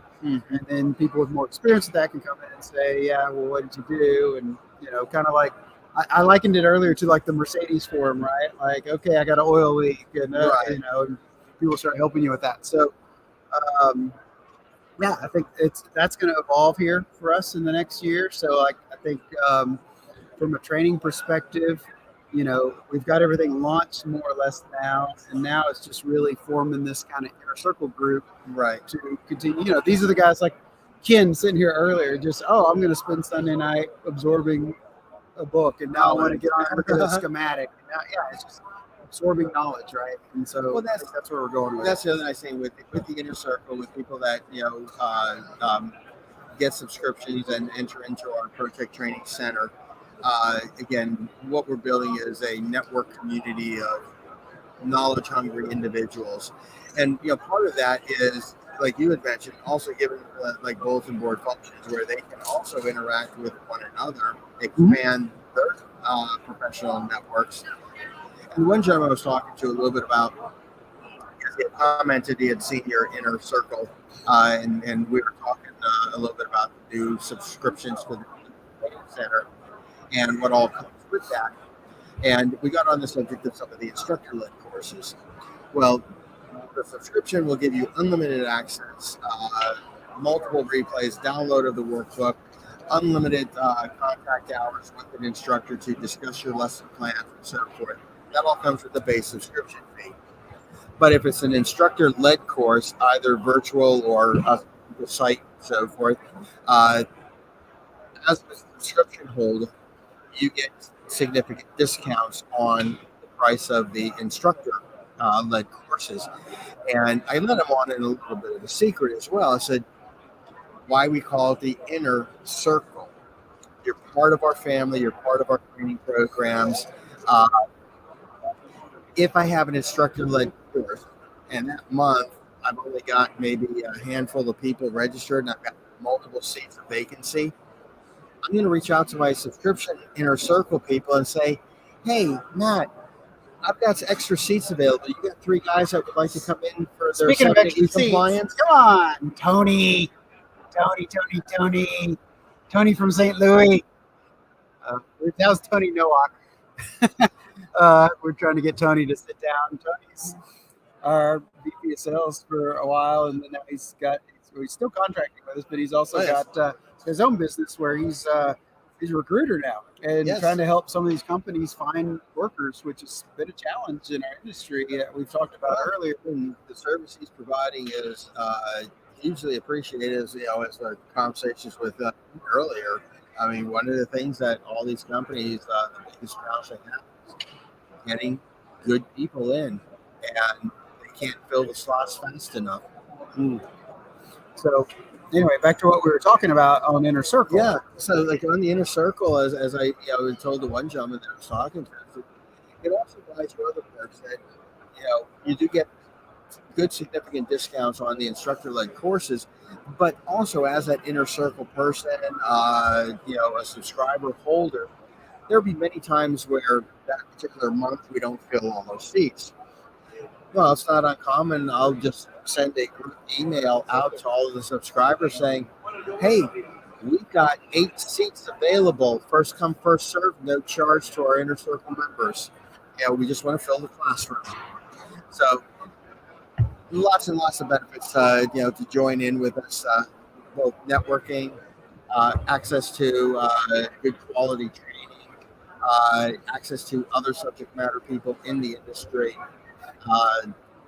Again, I think that's our overall mission and goal. Oh, sure. And in the spirit of education and idea exchange, you drop the corporate labels from it, right? we, we got to get past. Oh, I work for Sabre. Oh, I work for EPS. Oh, I can't really talk to you about anything, right? No, we're learning the same things, right? So, we need to be teaching each other. And Well, again, I mean, so that's the really, idea: is let's drop the isn't that corporate what label. we're doing here at That's what it is PowerTest? about. Yeah. But we all come branded up, and we all got our Tacovas on and our hats and our, Right. but we're the- sitting in the classrooms, we're exchanging knowledge, raising the questions, getting good discussion points going. So, I mean, the NETA community brings a lot of that. We're just trying to keep that alive and breathing in the programs that we run as well. Yeah. Good point. You haven't had a chance to look around today, have you? No. Literally from the time I got up this morning, I had to report to the speaker from breakfast, kind of go over the day's agenda of what was expected of us, and then Usually that's Brett, right? Brett walks around and comes and reports on what he yes, saw. he's the but one that he's sick, so he's not here. He usually gives the full blow by blow for us. And then all that morning, as you know, I was on the two cable panels. And then from there, race straight on over to here. What are you doing? So tell us what else you got, because when the trade show wraps up, we have festivities tonight. Pack our booth up. We're gone in the morning. So, Right. But you're not. What are you doing? No, I'm here throughout to the end of the conference on Sunday, and my Friday is pretty much. I don't have any official responsibilities to the PowerTest conference, but in the course of the paper that I gave yesterday on diagnostic testing of cable, and specifically the tan delta test, the new friends and colleagues that I met today through the cable panel discussions, I literally have an appointment book filled of one-on-one meetings throughout my Friday, doing one-on-one sessions with these people. And then Saturday, I kick off the day with a 4-hour seminar from 8 a.m. till noon on Saturday. And I'll be covering the topic of partial discharge testing on medium voltage cables. And we will be exploring both the online techniques and methodologies as well as the offline methodologies and techniques. And particularly on the offline, we're also going to be taking a deep look at the test voltage sources. There is a lot of discussions right now in the industry, Matt. Should it be done at 60 hertz? What about VLF? We've been using VLF. Can it be done at VLF? Well, what about 0.1 sinusoidal? Oh, wait a minute. No. What about cosine rectangular? Or get this other technique called damped AC. Well, we're going to delve into all of that, and we're going to lay out what are the pros, the advantages of the technologies, what are the limitations that we need to be aware of, cost structures and so forth of implementation. And really the goal of the seminar is to provide the information and the knowledge so that you can sit back, look at your goals and objectives, your budgets, what you're trying to accomplish. And now, based on what we learned about the strengths and limitations of each of the techniques and technologies, which is the best fit for you in order for you to meet your goals. So your Saturday morning, I think I was talking to our buddy Drew Weldon down over there Yes. in Delaware, and he said he's doing one Saturday morning as well. He's on the transformer track. Yeah. And he was worried. He said, last year in Denver, it's like 6 people, right? To that, I guess it was a really small amount of people who signed up last year, because it's just so, afterwards it's small. Didn't have a whole lot of people there. There's like 110 this year that signed up for his track. So yeah, it's been fantastic. I mean, last year, my comment coming back, and I think, even on our broadcast last year, I made the comment that, there's still a lot of people that are skittish or still have limitations of travel with the whole pandemic and everything. But we definitely had, if not the quantity, we definitely had the quality of attendees last year. I was very happy, even though there was vacancies in the seats. There were really good quality, great discussions and everything going on. This year, I think we maintained the quality, but the volume and quantity has definitely gone up to pre-COVID levels and everything. On a couple of the sessions this morning, it was rather interesting. They literally were getting the convention staff to bring additional chairs. They didn't have enough chairs for everybody. There's even just in the new product forum last night, there's a lot of people in there. Like the room was big. There was a lot bigger than last year. So deceiving in that sense, but there were a lot of people up there just in the new product forum. So I was really surprised. You brought up the new product forum, and I was so disappointed that I missed it because you didn't. You missed me. My paper was from 4:15 till 5 o'clock. Okay, and this would not have been a problem because you were just literally just around the corner from me. I could have easily scurried out of my room, got in there, and I would have been in time to catch it. Maybe I was first. I was first off out of the gate. So I had 8 people at the end of my presentation stop me at the door, and it's like, we want to talk more. We want more knowledge. That's why I thought you were late today, because I figured you guys are having a robust discussion at the end of your session. Well, I took the tiki. I went ahead and said, well, to talk to me further, you're going to have to come up to booth 101, and you're going to have to sit behind the camera. There we go. Now we've had some good guests today. I'm really, really happy with. And we had a lot of manufacturers last year, and this year we have a lot of our customers. So I think that are talking. Yeah, it was to really us. nice to see, like Ross with ESR come by. It was great having Ken come by and say a few words with us. So not just the vendor coming in, although that's always a welcome treat when the vendors come in. They're so busy today too. Like, well, that's just it. Can't get them out of their booths to come over. Yeah, in Denver, like I said, the attendees level was much lower because there was still people fearing the pandemic and traveling and so forth. So the vendors had a little bit more time to come over and do a highlight or what feature products they were launching and so forth. But looking around from just what I can see from our booth into the show, these guys are earning their keep today. I don't see anybody standing around without somebody that they're conversing with or demonstrating to. Yeah, that's good to see. But I missed the new product platform and everything. How did you fare against Mr. Ron Widdup's? That's a good question, because I actually asked Ron to roast me because that's like Ron's shtick for that event only. If he does the roast, right? Right. And there's our friend.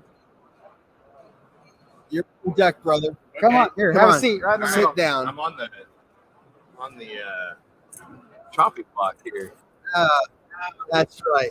So, Mr. Greg Wong from AMC joining us live from PowerTest 2020. And you probably saw him recently on a Protec Live. That's right. Yeah, that's right. That's only been maybe a month and a half ago or so. That's it was was it early? I think so. Yeah. Time is flew. Yeah, I mean, a lot of people tuned in to watch that. I did get some private messaging and everything. Some people were actually scared. Oh. You were very intimidating. He does own a gym. That's right. Panther City Strength. So, just to set the record straight, he's a gentle individual. If you're using AMC instruments. If you're not, I gotta come. Let's talk. Yeah, Matt, sell that other inventory. Stock up on the AMC. Now we actually have. What did you bring us? You brought us a. We got an 8345 with the Bell 103. There's an 8336 back there too, and y'all are the only ones at the show with those units. So and I asked for them because we had some customers asking for them right before the show. So I was going to do the bigger one, but then we had some. I think Dan had a client asking for the other one. So we put that on display as well. Yeah. So what's the difference between the two? Think of the 8345 as a next generation instrument. The 8336 is still great. I mean, it's still going to accomplish a lot of the power quality type testing that you need out of it. But when you need something that's going to be faster, maybe you're having some transient issues that are very quick, very, very super sub-cycle, or you're having transients that are in excess of 10,000 volts, the 8345 is going to be a better fitting instrument. Interharmonics is not something that's we're really starting to measure a ton of yet, but that's another feature there. And really, it's going to be the Class A. The Class A feature of having that clock that's going to GPS clock function. If you need that Class A capability, that instrument's got that built in. So maybe for people who don't know what the Class A capability is, you want to explain that? Yeah, so Class A is a little convoluted sometimes, but we're talking about the ability to use the GPS clock to record the timestamp correctly. So usually we're talking about metering applications when we're dealing with Class A applications. So utilities. So if you're a contractor for utilities and they require Class A capture, Class A recording, that instrument's going to do that. So what do you think about the trade show and the show in general this year? We haven't even walked around yet. Yeah, this is my first time being able to get out of the booth in several we hours. snagged you. So, yeah. Just trying to break. Yeah, no problem. Put you right back to work. Yeah, no, that's yeah. No, it's always a great show. NETA is such a great organization. The contractors that are part of NETA are so great. They're all customers or potential customers for us. So we love being here. This is my favorite show for sure. I have to agree. This has always been my favorite one to attend. Yeah, every other show we got like a 10 by 10. This one we got like a 20 by 10. Yeah, no, you got the hat. These are big, man. Yeah. But this is finally no waiting. Like it's been 2.5 hours. Yeah, to get to no waiting. I mean, it's been obviously a while. The pandemic really put a big dent in the conference. I think Denver was awesome. I really had a great time there, but the volume wasn't back. Right. I mean, there was still a lot of people, but NETA, right, to accommodate, they ran the PowerTest TV, so they ran the online and everything, so you didn't have to miss out. They provided access to just about anybody. If you were there, we loved seeing you. It was great. That was, I think, the first year since the pandemic that we actually got to come back together, see old friends, colleagues, and so forth. And we were very, very happy just to be live and back together. Volume levels, again, as mentioned, wasn't there. This year, Hospitality Suite, just jammed, and faces that we have not seen in 3, 4, 5 years or so forth. I mean, it was emotional. I mean, there was individuals that were like just hugging and embracing it, and it's like so good to see you again. People were lined up to see you yesterday. Yeah. I was kind of bummed I didn't get to. So. What was your favorite hospitality food? Well, I did enjoy Measure's Cake. Yeah, I know. It was good. Yeah, it was really good. I think Havana was probably my favorite. Havana. So, yeah, that's you know what I wanted to do that, and so when we talked about it in committee, Missy said, "Oh, somebody's already doing that." I said, Group CBS, right? She goes, yeah. And I said, can you check to see if there's cigar rolling? Yeah. And she goes, yeah. So I said, all right, I cannot do that. So I don't even want to try. Whoever had the sushi too, that was pretty solid. Yeah, that was a great. Yeah, it was good. That was really interesting. That was a bold move to go ahead and offer the sushi, but I think it played out well for them. Yeah. The moose was a pretty bold move too. Yeah, that was awesome. With Canada, that was Risa, right? Yeah. That was pretty cool. Yeah. So. I missed that they had moose. They had a giant moose out there. Outside. Yeah, not a real moose. Not a real moose. Yeah, we were eating moose. Like okay, I was going to say moose burgers. And then they had the classic hockey game. Like the stick hockey. Yeah. Okay. Old school set out there. That was really cool. That was a nice touch. Yeah. So that was good. Well, Greg, as always, thank you. Before we cut. Last time we talked and everything, you gave us some product updates and everything. Yep. If I'm not mistaken, if I read my LinkedIn post correctly, you have something else to tell us about a career update. Yeah. So I am now our technical product trainer, and my primary responsibility is our understanding ground resistance testing courses. So I can come to your facility and teach up to 15 people, a class called Understanding Ground Resistance Testing. It Just so happens we have a classroom that just fits 15 people in. it's perfect, yeah. It is NETA CTD approved as well, too. Beautiful. So you can get your CTDs out of the class for your level 3.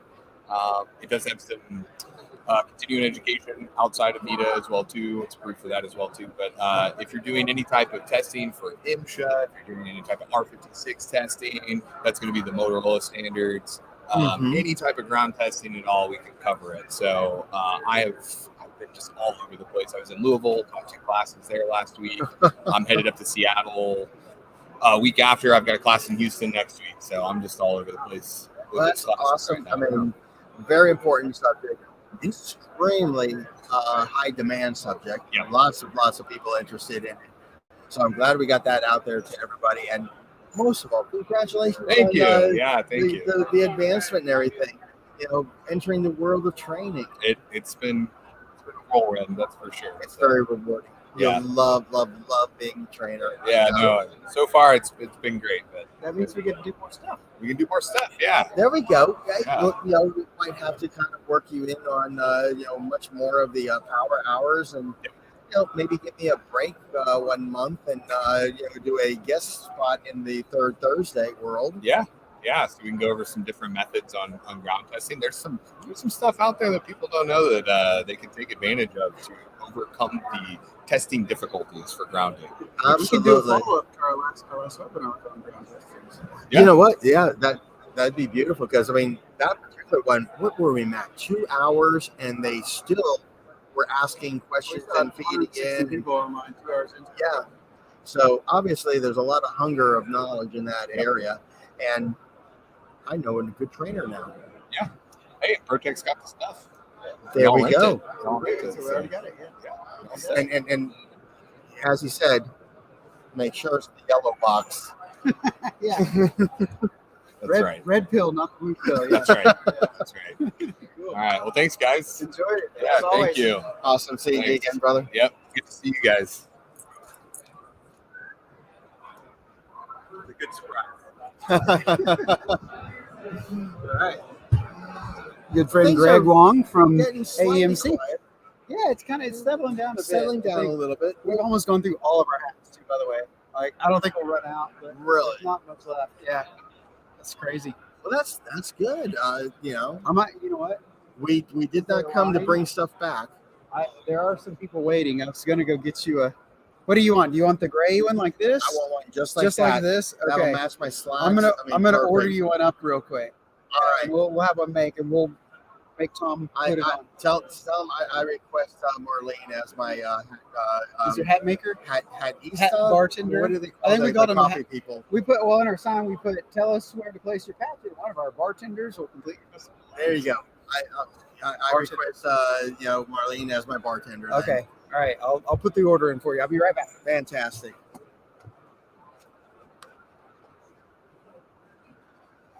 Yeah, there is an absolute advantage of participating in the live broadcasting every year. If you notice, everybody else is standing on their feet all throughout this trade show, but I get to sit down and do the live broadcast. There's a method to the madness. Let's see, just looking around, it's getting a little bit quieter right now in the aisleways and everything, but definitely still keeping your eyes open for any of our friends, interesting people coming by. We are live. Would you like to come and say hello? We are on LinkedIn. We are on Facebook. We are on YouTube. But come on over, say hello.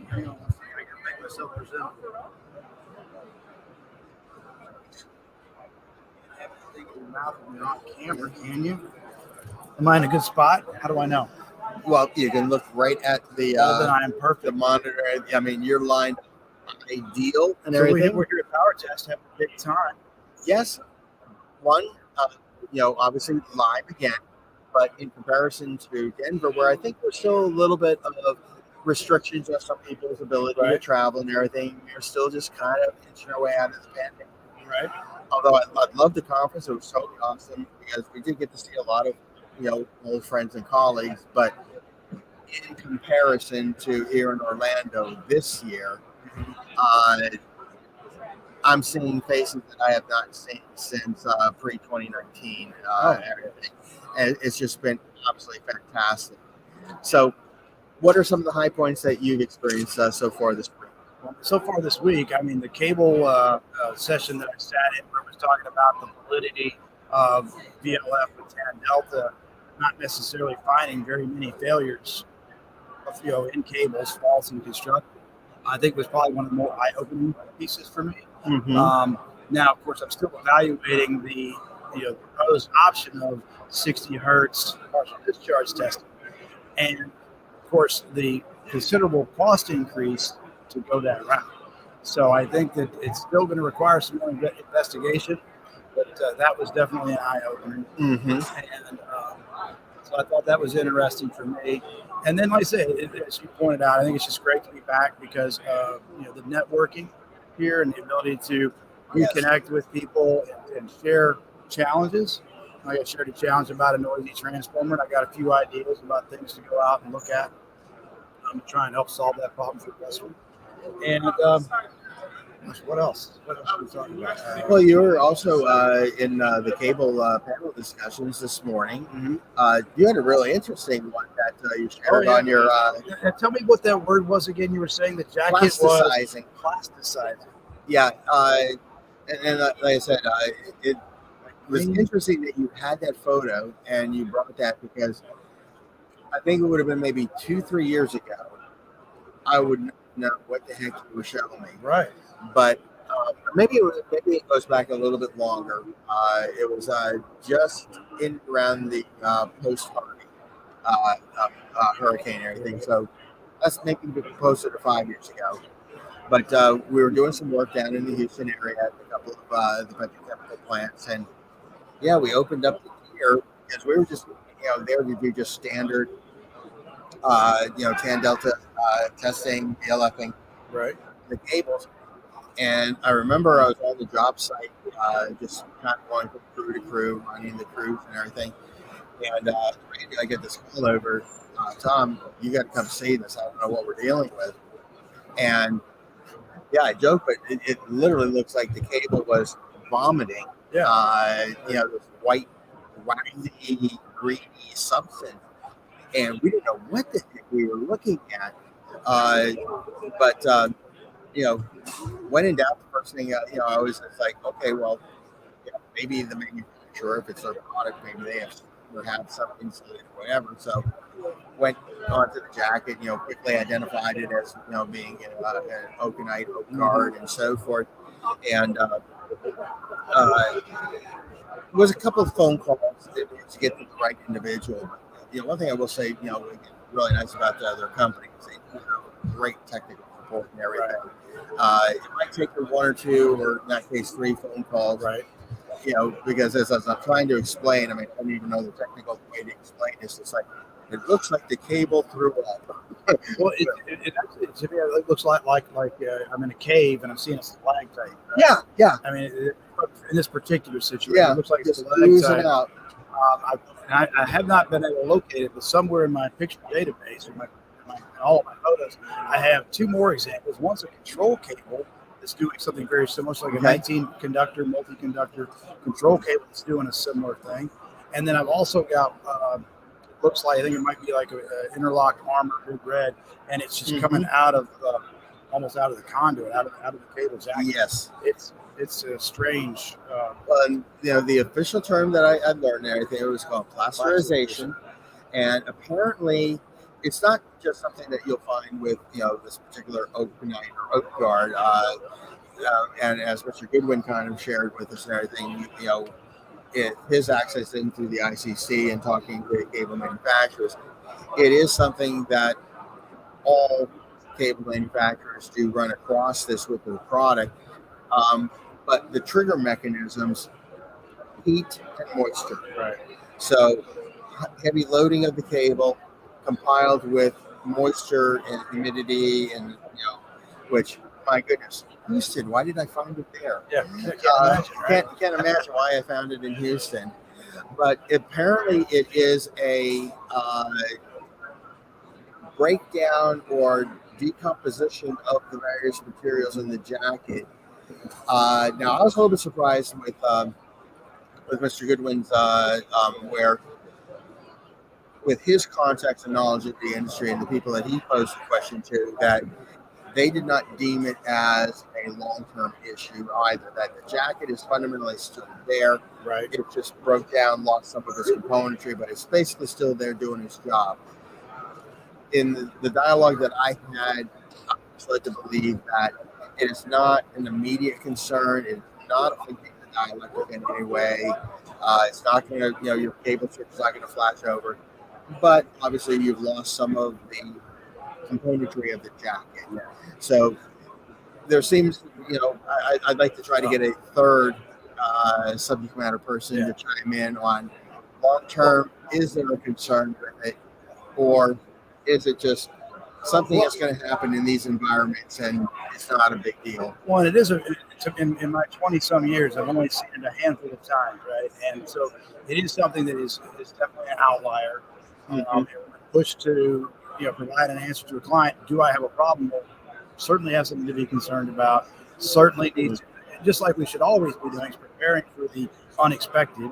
Right? Do you have spare cable that if you had a critical circuit go down and you needed to replace? Do you have terminations if you had to make a splice or anything like that? So having those components on hand. But then, this client is basically, outage is over. We got to turn it back on.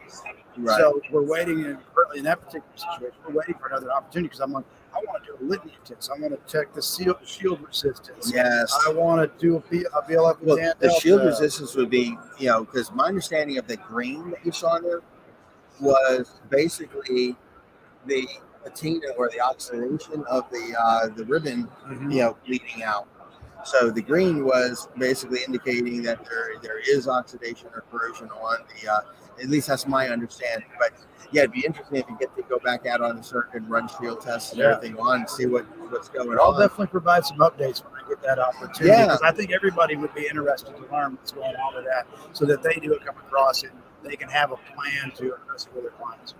Now, on that particular one, when you discovered it, obviously they had to re-energize and everything. Did you remove and clean, or did you just leave it as found? And it was cleaned up. Okay. And so I'll be interested to open it back up and see if it's continued to if more expel has more. Yeah. Because again, Greg was rather surprised. He goes, "Whoa, that's the worst I've ever seen. I've actually seen worse." I've got one worse. Yeah. It's kind of funny. For years and years and years, but again, I was primarily out of Pennsylvania. Up in these cooler climates and stuff, I never ran across this or anything. And spent a summer down in Houston and introduced it, and then it was kind of interesting because then I started doing some jobs over in Baton Rouge, Louisiana. Hot, humid, circuits again. On a couple of these facilities being run at high loads and so forth. Lo and behold, I'm seeing now all of a sudden it's like, oh yeah, I know exactly what that is. Yeah, seen there, been there. Maybe it's not a big deal, but still, it's going to be an interesting thing to address. So yes, very much so. So I'm curious. You're in the rental equipment business, right? Mm-hmm. Are you guys seeing your business grow? I mean, is that what would be driving some of that? I'm really. It has been very, very interesting. And I mean, in a lot of ways, our business obviously parallels the service companies because, again, they are our number one client. And even though many of them, ultimate goal at some point is to invest in, buy the equipment, particularly, when you have these big major outages and stuff like that, you can never have enough equipment on hand. So rental is always an avenue. Now, I don't know the numbers at the other rental companies or anything like that, but we are definitely seeing high points of growth in the overall rental. And what's interesting is, again, my only conclusion is that the service companies, the testing companies, must be getting a lot of work, a lot of demand out there for service and maintenance, because normally your January, February. I mean, there's a reason why we hold a lot of conferences in Januaries and Februaries and so forth, because they're slow months. Right. Rental has been upticked again this past January. February is again another very strong month with it. So that tells me, a lot of the service providers have been busy and have had a lot of jobs. Talking to some of the technicians, that's been the overall message from them, is that there's been no slowdown. We've been moving and hustling. I mean, what's been your observation? I was going to say, I mean, we're seeing the same thing between data center construction, automotive expansions, and all the Solar battery plants that are being built. Through all of those avenues, we are seeing monumental additions to the infrastructure. Absolutely. And of course, the timelines are such that, we have a VLF test set, but we could easily put 2 or 3 to work, right? Right. And once again, so having multiple test sets, when historically you were able to keep up with maybe 1 or 2, now you're going to have multiple test sets. And obviously purchasing multiple test sets when you're going to need them for a couple of months doesn't always make a lot of sense. Right. When you know that at some point you're probably going to ramp back. And then, of course, there'll be that next wave, and you'll be like, all right, you've got to rent it again. At some point, obviously, you make a decision to purchase more. But obviously, you're trying to balance the need against the expense. Exactly. Another where the rental comes in, we do see, peaks in our numbers and stuff like that. Organizations getting into new technologies, getting into new markets and so forth. And that's also where a little bit of, us offering the trainings and everything that go along with it, we reduce the risk of entering and emerging into some new market areas. Because one, we've got the product. I mean, it doesn't justify spending $50,000, until you get enough jobs to warrant or justify. Is this going to pan out? Is this a business I'm going to stay in? So obviously, rental offers an avenue of entry. But then when you go ahead and you put the technical support behind it with the trainings and the phone support when you have the product in the field, helping you work through issues. A lot of clients, they'll get the data, they'll get together with me for consulting to help review the data. So also the decision is, entry into market, test the waters, kind of get a feel and, see how that then falls into your overall business plan. And, we see a lot of that, going on. I mean, the big one right now, in all fairness, partial discharge is, again, it's probably the companies like High Voltage Diagnostics opened up allowing the rental companies to rent their PD systems and everything like that several years ago. Is this the 60 hertz PD test set? No, this is the VLF units and everything. So once they hit the rental market, this was a perfect opportunity for a lot of companies to get access to the technologies, put it through the paces, get out there and get using. Right. But it also, really elevated the need for training. Because I will say, in the world of cable diagnosis, cable testing in general, right?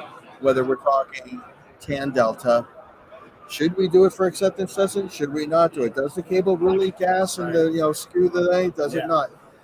What does it really tell me at the end of the day? Can I really find? Then we get into the world of partial discharge, and we've got literally rooms like taking postures if a war's about to break out. 60 hertz, 60 hertz, 60 hertz. No. Very low frequency, 0.1 sinusoid. No. Cosine rectangular. No. Damn daisy. I mean, there's so much controversy and everything. I'm giving a 3-hour seminar on Saturday on partial discharge testing, medium voltage cables, exploring both online and offline techniques. And my alternate title, I thought long and hard because I wanted it to be taken in good spirit, but how passionate some people get about these different technologies. I also didn't want people chasing me with a baseball bat. But the alternate title of the paper or the seminar was going to be Partial Discharge Testing of Medium Voltage Cables, Truths, Half-Truths, and Sales Hype. That's an interesting way to put it. That would get you chased. Yeah, that would potentially get me chased. I think, I don't know what the best answer is. I don't know that anybody. Well, it's hard to get down to the truth. Exactly, and you know what?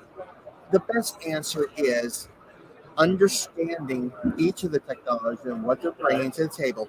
Why were they brought to the market in the first place?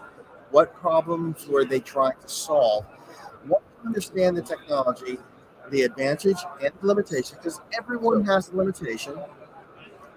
Now, the best answer is what meets your goal, your budget, and your objective. So here I think is the interesting thing, because this is where I came away from that presentation that I saw on Wednesday, with a whole new, like, gosh, am I really bringing any value when I do traditional cable testing, right? Right. And I think that the answer to your question is, let me make a termination that has defects. And then you use VLF with tan delta, et cetera, et cetera. You got a nice new hat. And which technology finds my defects? I've purposely built a termination with defects in it, poor workmanship, poor cutbacks. Exactly. And now, without you knowing which cable it is, there's 3 cables. I messed up one of them really bad. Can you use the test equipment to say that's the one that's got the defects? And that's the magic. That's the magic, is knowing what type of failure mechanism the technology is designed to find. For instance, I when I was working at Shermco, I had a field technician send me a photograph of a termination. Right. The termination was cut with a knife. It was torn open. You could see into the dielectric of the cable. The tan delta numbers were perfect. And he says, your tan delta technology is worthless. It's horrible. It's totally not worth anything. And I said, okay. You go to a, what do they call a foot doctor? A podiatrist. Okay. You go to a podiatrist. Okay. You've got good, healthy feet, no fungus or anything like that, but you have a dirty, smelly sock on. Now, long term, that dirty, smelly sock may begin to affect your skin, and you may develop athlete's foot or something. Right. But wearing a smelly sock for a few hours doesn't necessarily translate in. You have to have your leg amputated. Of course not. So what I was explaining to him is the tan delta test is testing the dielectric. The jacket, the cover on the term is not the dielectric. Right. So it could be completely damaged, or you could have totally removed it. Right. And it told you that the dielectric was healthy. Yes. Now, long term, good that you did catch that, good that you fixed it, because now you have exposed dielectric. What's going to happen? It's going to be subject to contamination. So a year later or 2 years later, you could have gone back, run the same tan delta test. Oh my goodness, I'm showing indications of contamination. So we got to understand what the tests are actually testing. Right. Tan delta is not going to tell you if you got jacket problems, if you got split open or punctured jackets allowing moisture to get in. It will tell you eventually when the moisture gets into the dielectric. Right. But what I said, with knowing that the number one cause of failure is poor installation practices, which technologies, I'm particularly talking about new cable installations, right? Which technology will tell me whether the contractors that are doing the cable terminations are doing them with good practices? And age cable, that's where the VLS with tan delta can be. That's really where it shines. That's really where it shines. And it was interesting because the gentleman that gave the paper, I remember it was a couple of years ago. Remember when PowerTest was in Washington, D.C.? Yes. Can't remember the exact year, but you remember going back. We had a cable discussion panel. I was the moderator on it. And that gentleman was one of the panel members, along with Craig Goodwin, a gentleman by the name of Odejen from I guess it was HDW or Hoganock at the time, but now they're part of the Megger family. Scott Sinetti from Sherco, I think, was on the panel at that time. And I remember the comment was made, and I took it a little bit out of context initially, but the comment was made. A cable manufacturer fundamentally does a withstand test and a partial discharge test. And that's enough to ensure that their product is of quality and design, and that you're getting what you paid for. Now, if that's good enough for the cable manufacturer, why would you ever consider doing anything different in the field? Now, I took that out of context because my immediate response was kind of a dismissal, which was wrong of me. Right. I should have asked for better clarification and everything, but I'm like, well, maybe because in that environment, the cable is tested under ideal situations, has never been energized, and has not been subjected to some of the harsh environments and conditions that we put our cables through when they get into the field. What I really, should have clarified was, in the context of acceptance testing of a new cable, a new installation, yes, the tan delta test is not going to bring a huge amount of value. Now, however, Craig made a very good point in today's discussion that a brand new transformer coming in under commissioning, we would still do a power factor test, and we do still catch some defects from the manufacturer. So we're not ruling the tan delta out, but generally speaking, are we expecting to see a lot of contamination in that cable? So the tan delta test shines on service age, contamination getting into the cable. So really, in proper context, the gentleman was correct about what his statement was on acceptance testing. Yeah, withstand testing and PD would probably be the best suited. Move the cable ahead 15, 20 years of service life and everything. And you don't want to do a withstand test necessarily, because the old gal's got some age and everything on her. So unless you want to drive, the defects to failure, really the answer you're trying to get is, what is the overall health condition? How much more inefficient has my circuit become as a result of contamination getting in? Now that tan delta test looks a lot more attractive. Sure. Well, I got to run. I got a 4 o'clock I got to go take care of. Thank you so much. Great having you come by. We got to get Dylan so up much. here. Dylan, you want to jump in here? Well, we do run the podcasts. We just call them the Power or the Protec Power Hours, and we do try to run them every other month. And then every month, every Thursday, the third Thursday of every month, we run a free technical webinar, which are great. You've sat in on some of them? Yeah, they're great. Thank you. Yeah, I enjoy it. So, Thank you. well, I do need to run. Absolute pleasure. Thank you so much. See It's you always again nice soon. seeing you. Pleasure. Thank you so much. Bye, guys.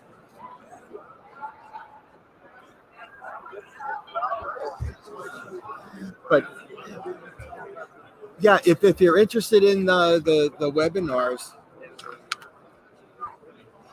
take the catalog. Where is it? Here we go. Either do the QR code or go to the link there, and you can register. They're all free. Every third Thursday of every single month, we host them. Next week on the 16th at 1 o'clock Central.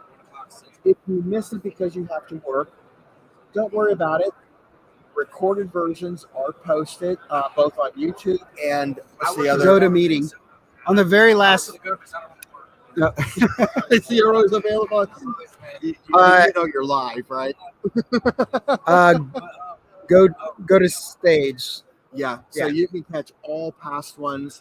But There and there. I'd love to see you on the roster each month. Actually, I think I haven't seen the podcast. Yeah, I'm going to check it out for sure. Cool. Appreciate it. Thank you. Hey, guys. Hey. Did you offer anything on PD? Partial discharge? Yeah. Absolutely. We have inventory of products both for rental, if you want to do the PD testing, both online or offline versions. I also offer training courses if you're new to it and want to basically know how to do the testing, how to interpret the data, and so forth. But yes, we provide both the equipment for rental to perform the test, as well as the training on how to perform the test. So we have a step-up generator plant, which what it is monitoring on. And we're Okay. kind of considering some vendor from.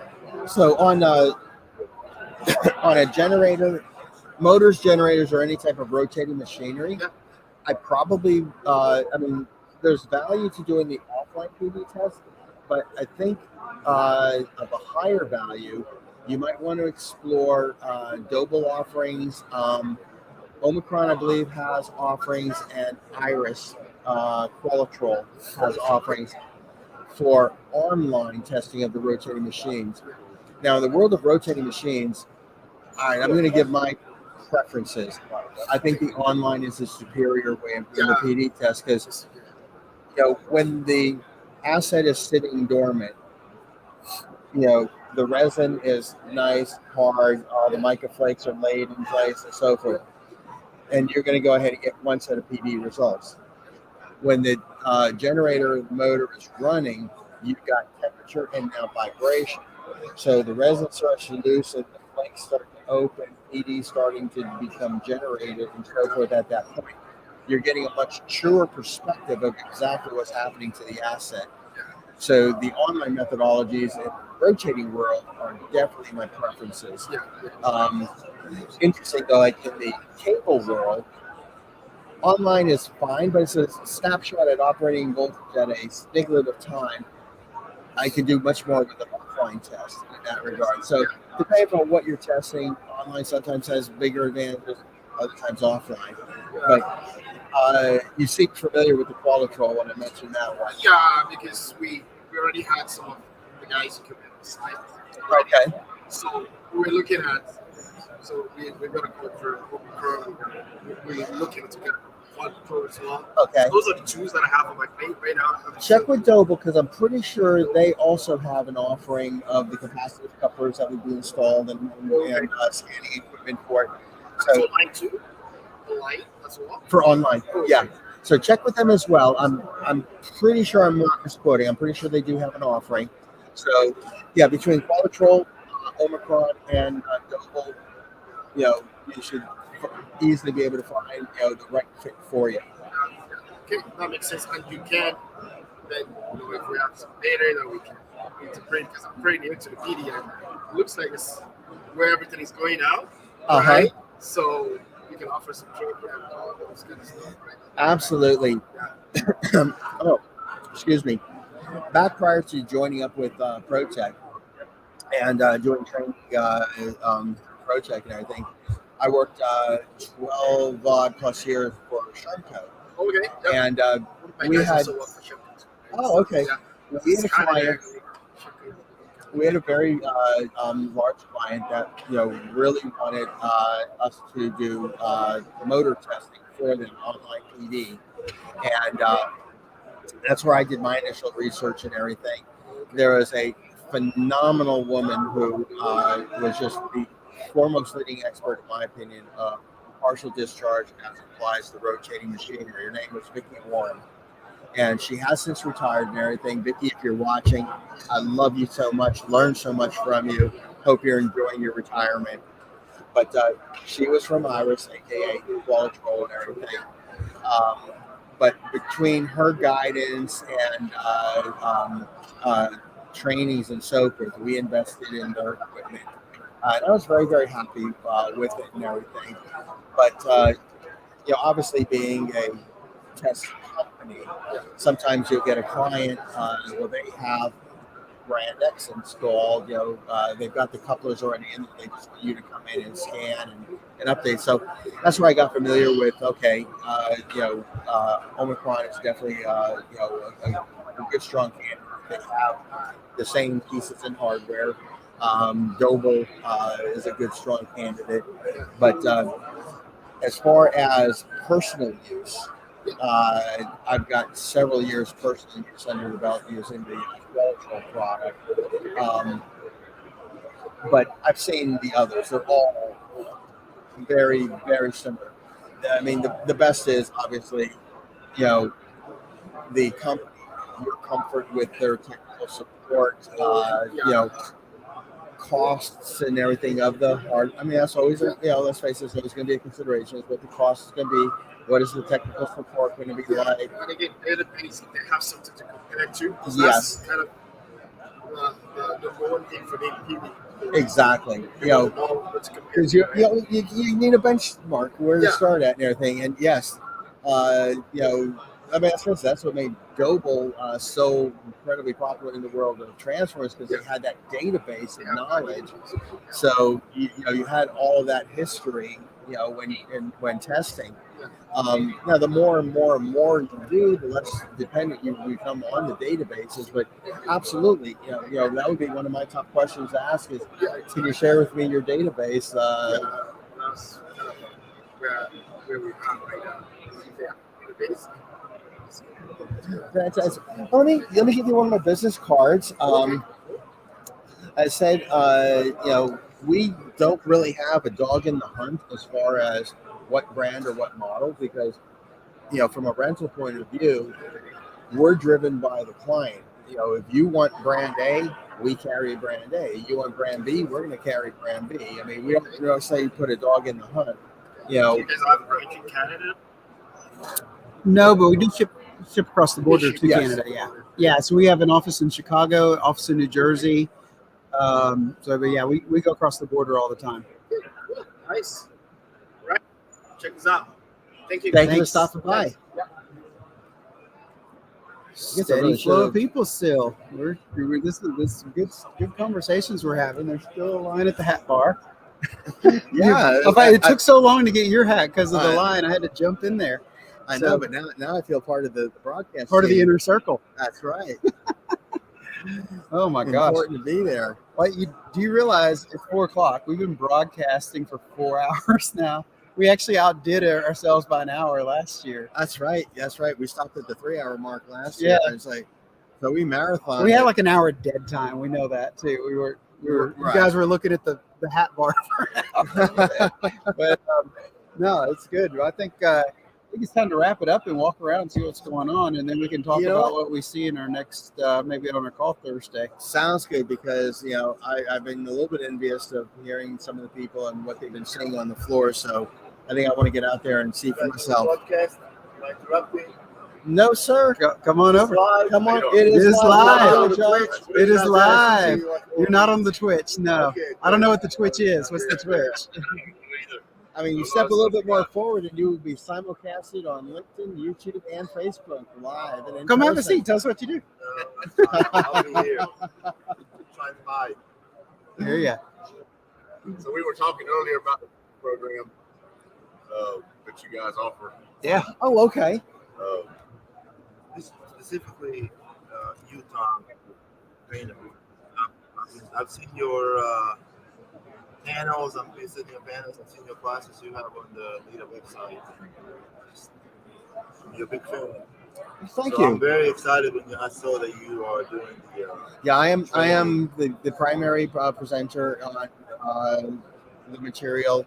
Also, the developer, actually wrote the programs or the trainings. Now, obviously, being kind of a single resource, I've really got to watch not to overstretch myself. So, although I do entertain and I do, offer, in-person classes or even virtual online and live instructor-led courses, I really try to pick and choose because obviously that's a lot of time commitment. Yeah. So if I'm out for a week doing that, I'm not developing the new courses to put into the learning management system. So a lot of my strategy up to this point has been really focusing on the e-learning self-study environment, because one of the big challenges that particularly service companies always face is billable hours versus overhead and training. and we're always at conflict with that. So we need to get the information, we need to get the knowledge out to the learner. Having the ability to log in, take the course at your schedule when you can work it in, that's awesome. But now here's how I differ from most online courses. I loathe and despise a throw it over the fence learning opportunity. Watch a video and figure it out. No. So when you conclude one of my online courses, there's a link that says schedule one-on-one with an instructor. You click, it opens up my calendar. We now get together for a one-on-one live Teams meeting, and we talk about your lesson plan. You give me feedback, so that's how I improve my product as well. You give me feedback, and we work through whatever issues, concerns, or questions that you had. It's not throw it over the fence. The only portion that, in the self-study is giving you the opportunity to work it into your busy life and your busy schedule, but not to abandon you. You always have access to an instructor. And that's great. So he was telling the owner was, I guess his owner, I'm not really sure. Jason? Yeah. He's our president. Yeah. So he was saying that it also you get credits. Hmm? So now it's level 2. Oh, yeah. And it's offered once a Yeah, week, right? and not just NITA too. It's NICET as administratively well. Approved with NITA, so they have enough trust in me now that when I develop it, I just have to provide them with the course name, the syllabus, and how many training hours, and then that equates to the CTDs are automatically approved. On there and look at it at 12 a.m. if they want to. Took me 3 months to get approved at 3M class that we had. Well, I've got that inside track I now. haven't been around that long. But where are you located at? I'm down in basically Dallas, Texas. I mean, the actual location is called Grand Prairie, where our headquarters is located. But basically, it's the Dallas Metroplex area. 5 minutes from the DFW airport. Close to the airport. Yeah. Do you do on-site training? I do on-site. Particularly the ones that where I do a lot of the on-site and everything. Again, partial discharge has become a really popular subject. So I've been doing on-site for partial discharge training, both online and offline methodologies. On the online world, I've talked to several people here at the conference. They said my preferred way of teaching the online partial discharge is we do about 4 hours in a classroom. And I teach you all about the sensors and why you would use one over the other and generally what you're going to be looking for. But I often joke that said, scanning switchgear and transformers and cable and I can teach you in that 4 hours or less what to look for. But now comes the hard part. And normally what I'll say is, do you have a good customer that you really like? Offer them a free, no-cost online PD scan. The catch is, you allow my instructor and my technicians to go into your plant. You get a free PD scan as a result of it. And now, over the course of that scanning period, now the real learning. Because teaching you what to look for is easy. Teaching you what to ignore and why is where the knowledge and skill comes Kind in. of like infrared, right? So a lot of people want to get into infrared. Great They think they're looking comparison. at the wrong thing. Great comparison. Perfect. So that particular class, there is a virtual version of it and an online version of it that teaches you all about the sensors and why they're there and what they do. But really, the in-person one on that, and particularly if you have that client that you're going to bring into the family and offer the free scanning, they love you. Your technicians get So BMW hands-on. Well, BMW is one of our biggest ones. And they'll be so happy that they'll give the instructor a free sample at the end of the. Yeah, they just had Nova come in and do it, but we do all their maintenance testing. And we're trying to get into this partial discharge, but we know it's gaining. We're probably way behind 8 Ball on it. But, oh my goodness! We want to get into it and get our guys knowledgeable enough to be there and keep the customer where we need them. Give a call. We'll sit down, talk a little bit more about what areas of partial discharge you're getting involved in, what market segments, Primarily, get more demand for online versus offline. Yes. And we'll formulate what the best training program would be then for you. Where are you guys located out of? Charlotte, North Carolina. So you can bring your motorcycle to ride the Appalachian. The Blue Ridge Parkway. I'm kind of liking that. All right. Good to meet you, man. Same John here. Thompson. Yeah. John, really nice meeting you. And Otis. Otis, very Matt nice Marinka. meeting you. Nice to meet you. Addis Matt. Nice to Guys, meet have a you. good one. Oh, and definitely next Thursday is the third Thursday webinar. Our theme is going to be time domain reflectometry applications in the cabling world. Yeah. Did you guys pick up? Did you get our Protec welcome bag when you? Oh, yeah. Okay. Yeah. This one of these is in there, and it's got I think through June there. I don't have them online to sign up yet. Just next. I'll have them up before the next conference, but that's through June. Right. Definitely in touch. Thank you, gentlemen. How you doing? Great session this morning. Oh, thank you. Yes. Thank you. Yeah, I learned that been in the industry for 9 years, testing, so I've worked for a lot of electrical contractors. Learned a lot of stuff that I never knew today. I tell you, the company that I was sitting up there with and everything. I mean, you were looking at, and I'm humbled that they actually included me in that, but you were looking at some of the industry big time heavy hitters. Yeah. Now he went to the beach rather than go to his booth, but Mr. Gibson, well, you saw him in action. I mean, he's on the insulated conductor committee. I mean, he's right on the ground floor writing a lot of these standards. Now it was interesting because I used to be in his role in the insulated conductor committee back in the 90s. I will say he's got a heart of gold. He's an absolute saint and everything, because I got so frustrated with the process, where we have our writing assignments and we come together, after 3 months, and everybody's arguing about grammar and punctuation and tomato and tomato. I'm like, can we forget about that and just like the content? What do we think about the content? Then we'll go ahead and I'll get an English teacher to check the grammar and whatever and stuff.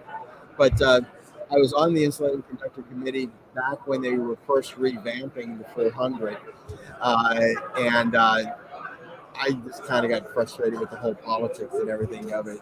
But Mr. Goodwin is just amazing. Patience of a saint, phenomenal contributor, and I've considered him a great friend over the years and stuff. Steve Parks, I mean, again, I'm sitting back, just going through their, bios and everything, going. And then there's Tom. He's that guy that's from Jersey, and I'm glad you had a great time there. It was awesome. I mean, I'm a grammar Nazi myself, but when I'm out in the field testing and I'm in the data manual and looking this and going to the table, I'm not looking at grammar. Right. I'm looking at use case, like what I need, the information that I need right now, and I'm checking for. Like the grammar doesn't matter at that point. Right. But having the right information and understanding being there, Exactly. leaving no interpretation. Yes. Huge. Exactly. The substance is the key. Making sure that you got the right substance there. I can get past grammar. Right. And if you give me the correct information, I can get past grammar in a heartbeat. Perfect. Yeah, it was great. You gonna be on? You gonna be here Saturday? Yes. 8 a.m. to noon. I'm doing the partial discharge of medium voltage cables online and offline. If you've got nothing else going on, love to see you.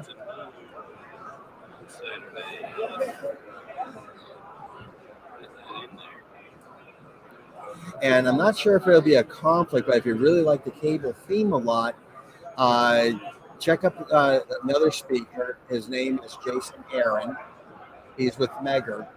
And he also has a 4-hour seminar on, he's going to be covering partial discharge, TAM, Delta, and all, basically his courses on the diagnostic testing of cables, understanding all the technologies and how to use them together. So again, Jason is just an absolutely an awesome wealth of knowledge, a good presenter. You can't go wrong with either of the sessions. But let's face it, if there is a conflict of time slot, mine is obviously the better one.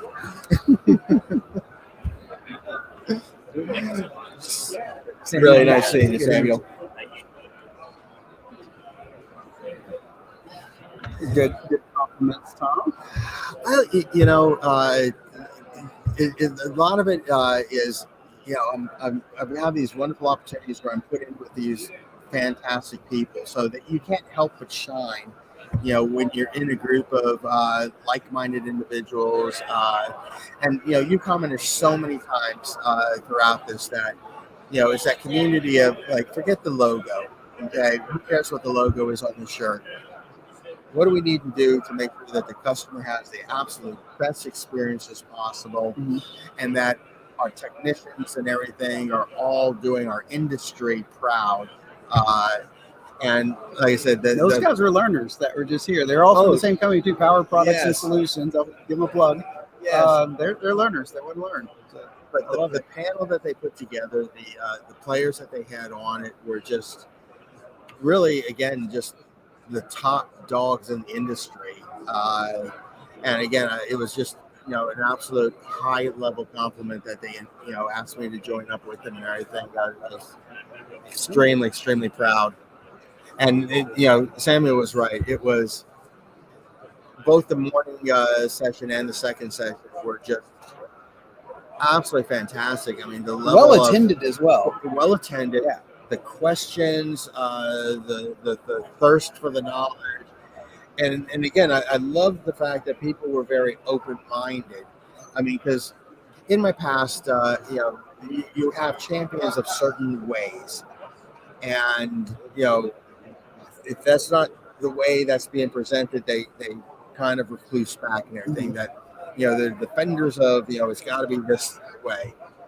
And the groups here, I mean, there were a couple, I think, initially started that, but then when they heard some of the panelists explain, we agree that is a very powerful feature, but here's some of the other things that these other techniques are bringing to the table. They kept a very open mind, and I think a lot of light bulbs are going off in the room going, my goodness, I've been really, approaching this all wrong. It's not a one test, it's all of these tests have merit, and now I have a better understanding of when and where I would want to implement them. Again, you took us to Top Golf the other day. So here's an analogy that I worked up from there. Okay. Again, there were multiple clubs. Got you on video, by the way. Thanks. Whacking the, and missing the ball and stuff. Thank you. All right, well, we'll have to figure out what the bribe dollar amount is. So that won't get out. You guys will never see that. But, the one walkaway was, obviously there was a bunch of clubs and everything there. Now, I'm not a golfer. Matt was kind enough to kind of show me a couple tricks and techniques and so forth. But obviously, the club does the work, okay? And every club is designed for a certain application, okay? Hence the cable diagnostics and the testing world. It's not a question of, do I do tan delta or do I do partial discharge? The real question is, what are you trying to accomplish? What are you trying to answer? When do I use the method? Right. And it's really, once you identify what it is you want to accomplish and what is your main concern, the technique will then naturally present itself. Again, it's sort of like the wedge versus the driver. Yeah. It's not a matter of, do I go play 18 holes and do I carry my wedge today or do I carry my driver today? No, you have access to both, because over the course of the game, what is the goal and objective on hole 3? What is the goal and objective on? See how much I picked up on that one night? Shocked. I'm really shocked. Tom's got the analogy down. I'm a quick study, But that night, that was like ringing in my head is, wow, I can't wait for the next webinar. I'm gonna have to work this analogy in there a little bit. But either side of it's all technique. It's about technique. Yes. Yeah. And at the end of the day, keep yourself open. To learn the advantages, the limitations. And don't just take a single word for it. I mean, do a little research on your own. There's lots and lots of papers and everything that are out there that can be, found online. That you can read up on. But again, always start with what are you trying to accomplish. Once you can answer that, and then learning the advantages and limitations of the various technologies, it all starts to come together. That's good. I think that's a good note to end on right there. And excellent. Rosie's waving to us. I mean, we've been going longer than we've ever Yes. gone before. So I think I need a cold beverage and walk around. and Let's do a walkabout around. and Let's see do it. what's around. Okay. So guys, we're going to see you next week. Remember, join us on the third Thursday next week at 1 o'clock Central Time. We'll see you there. Take care.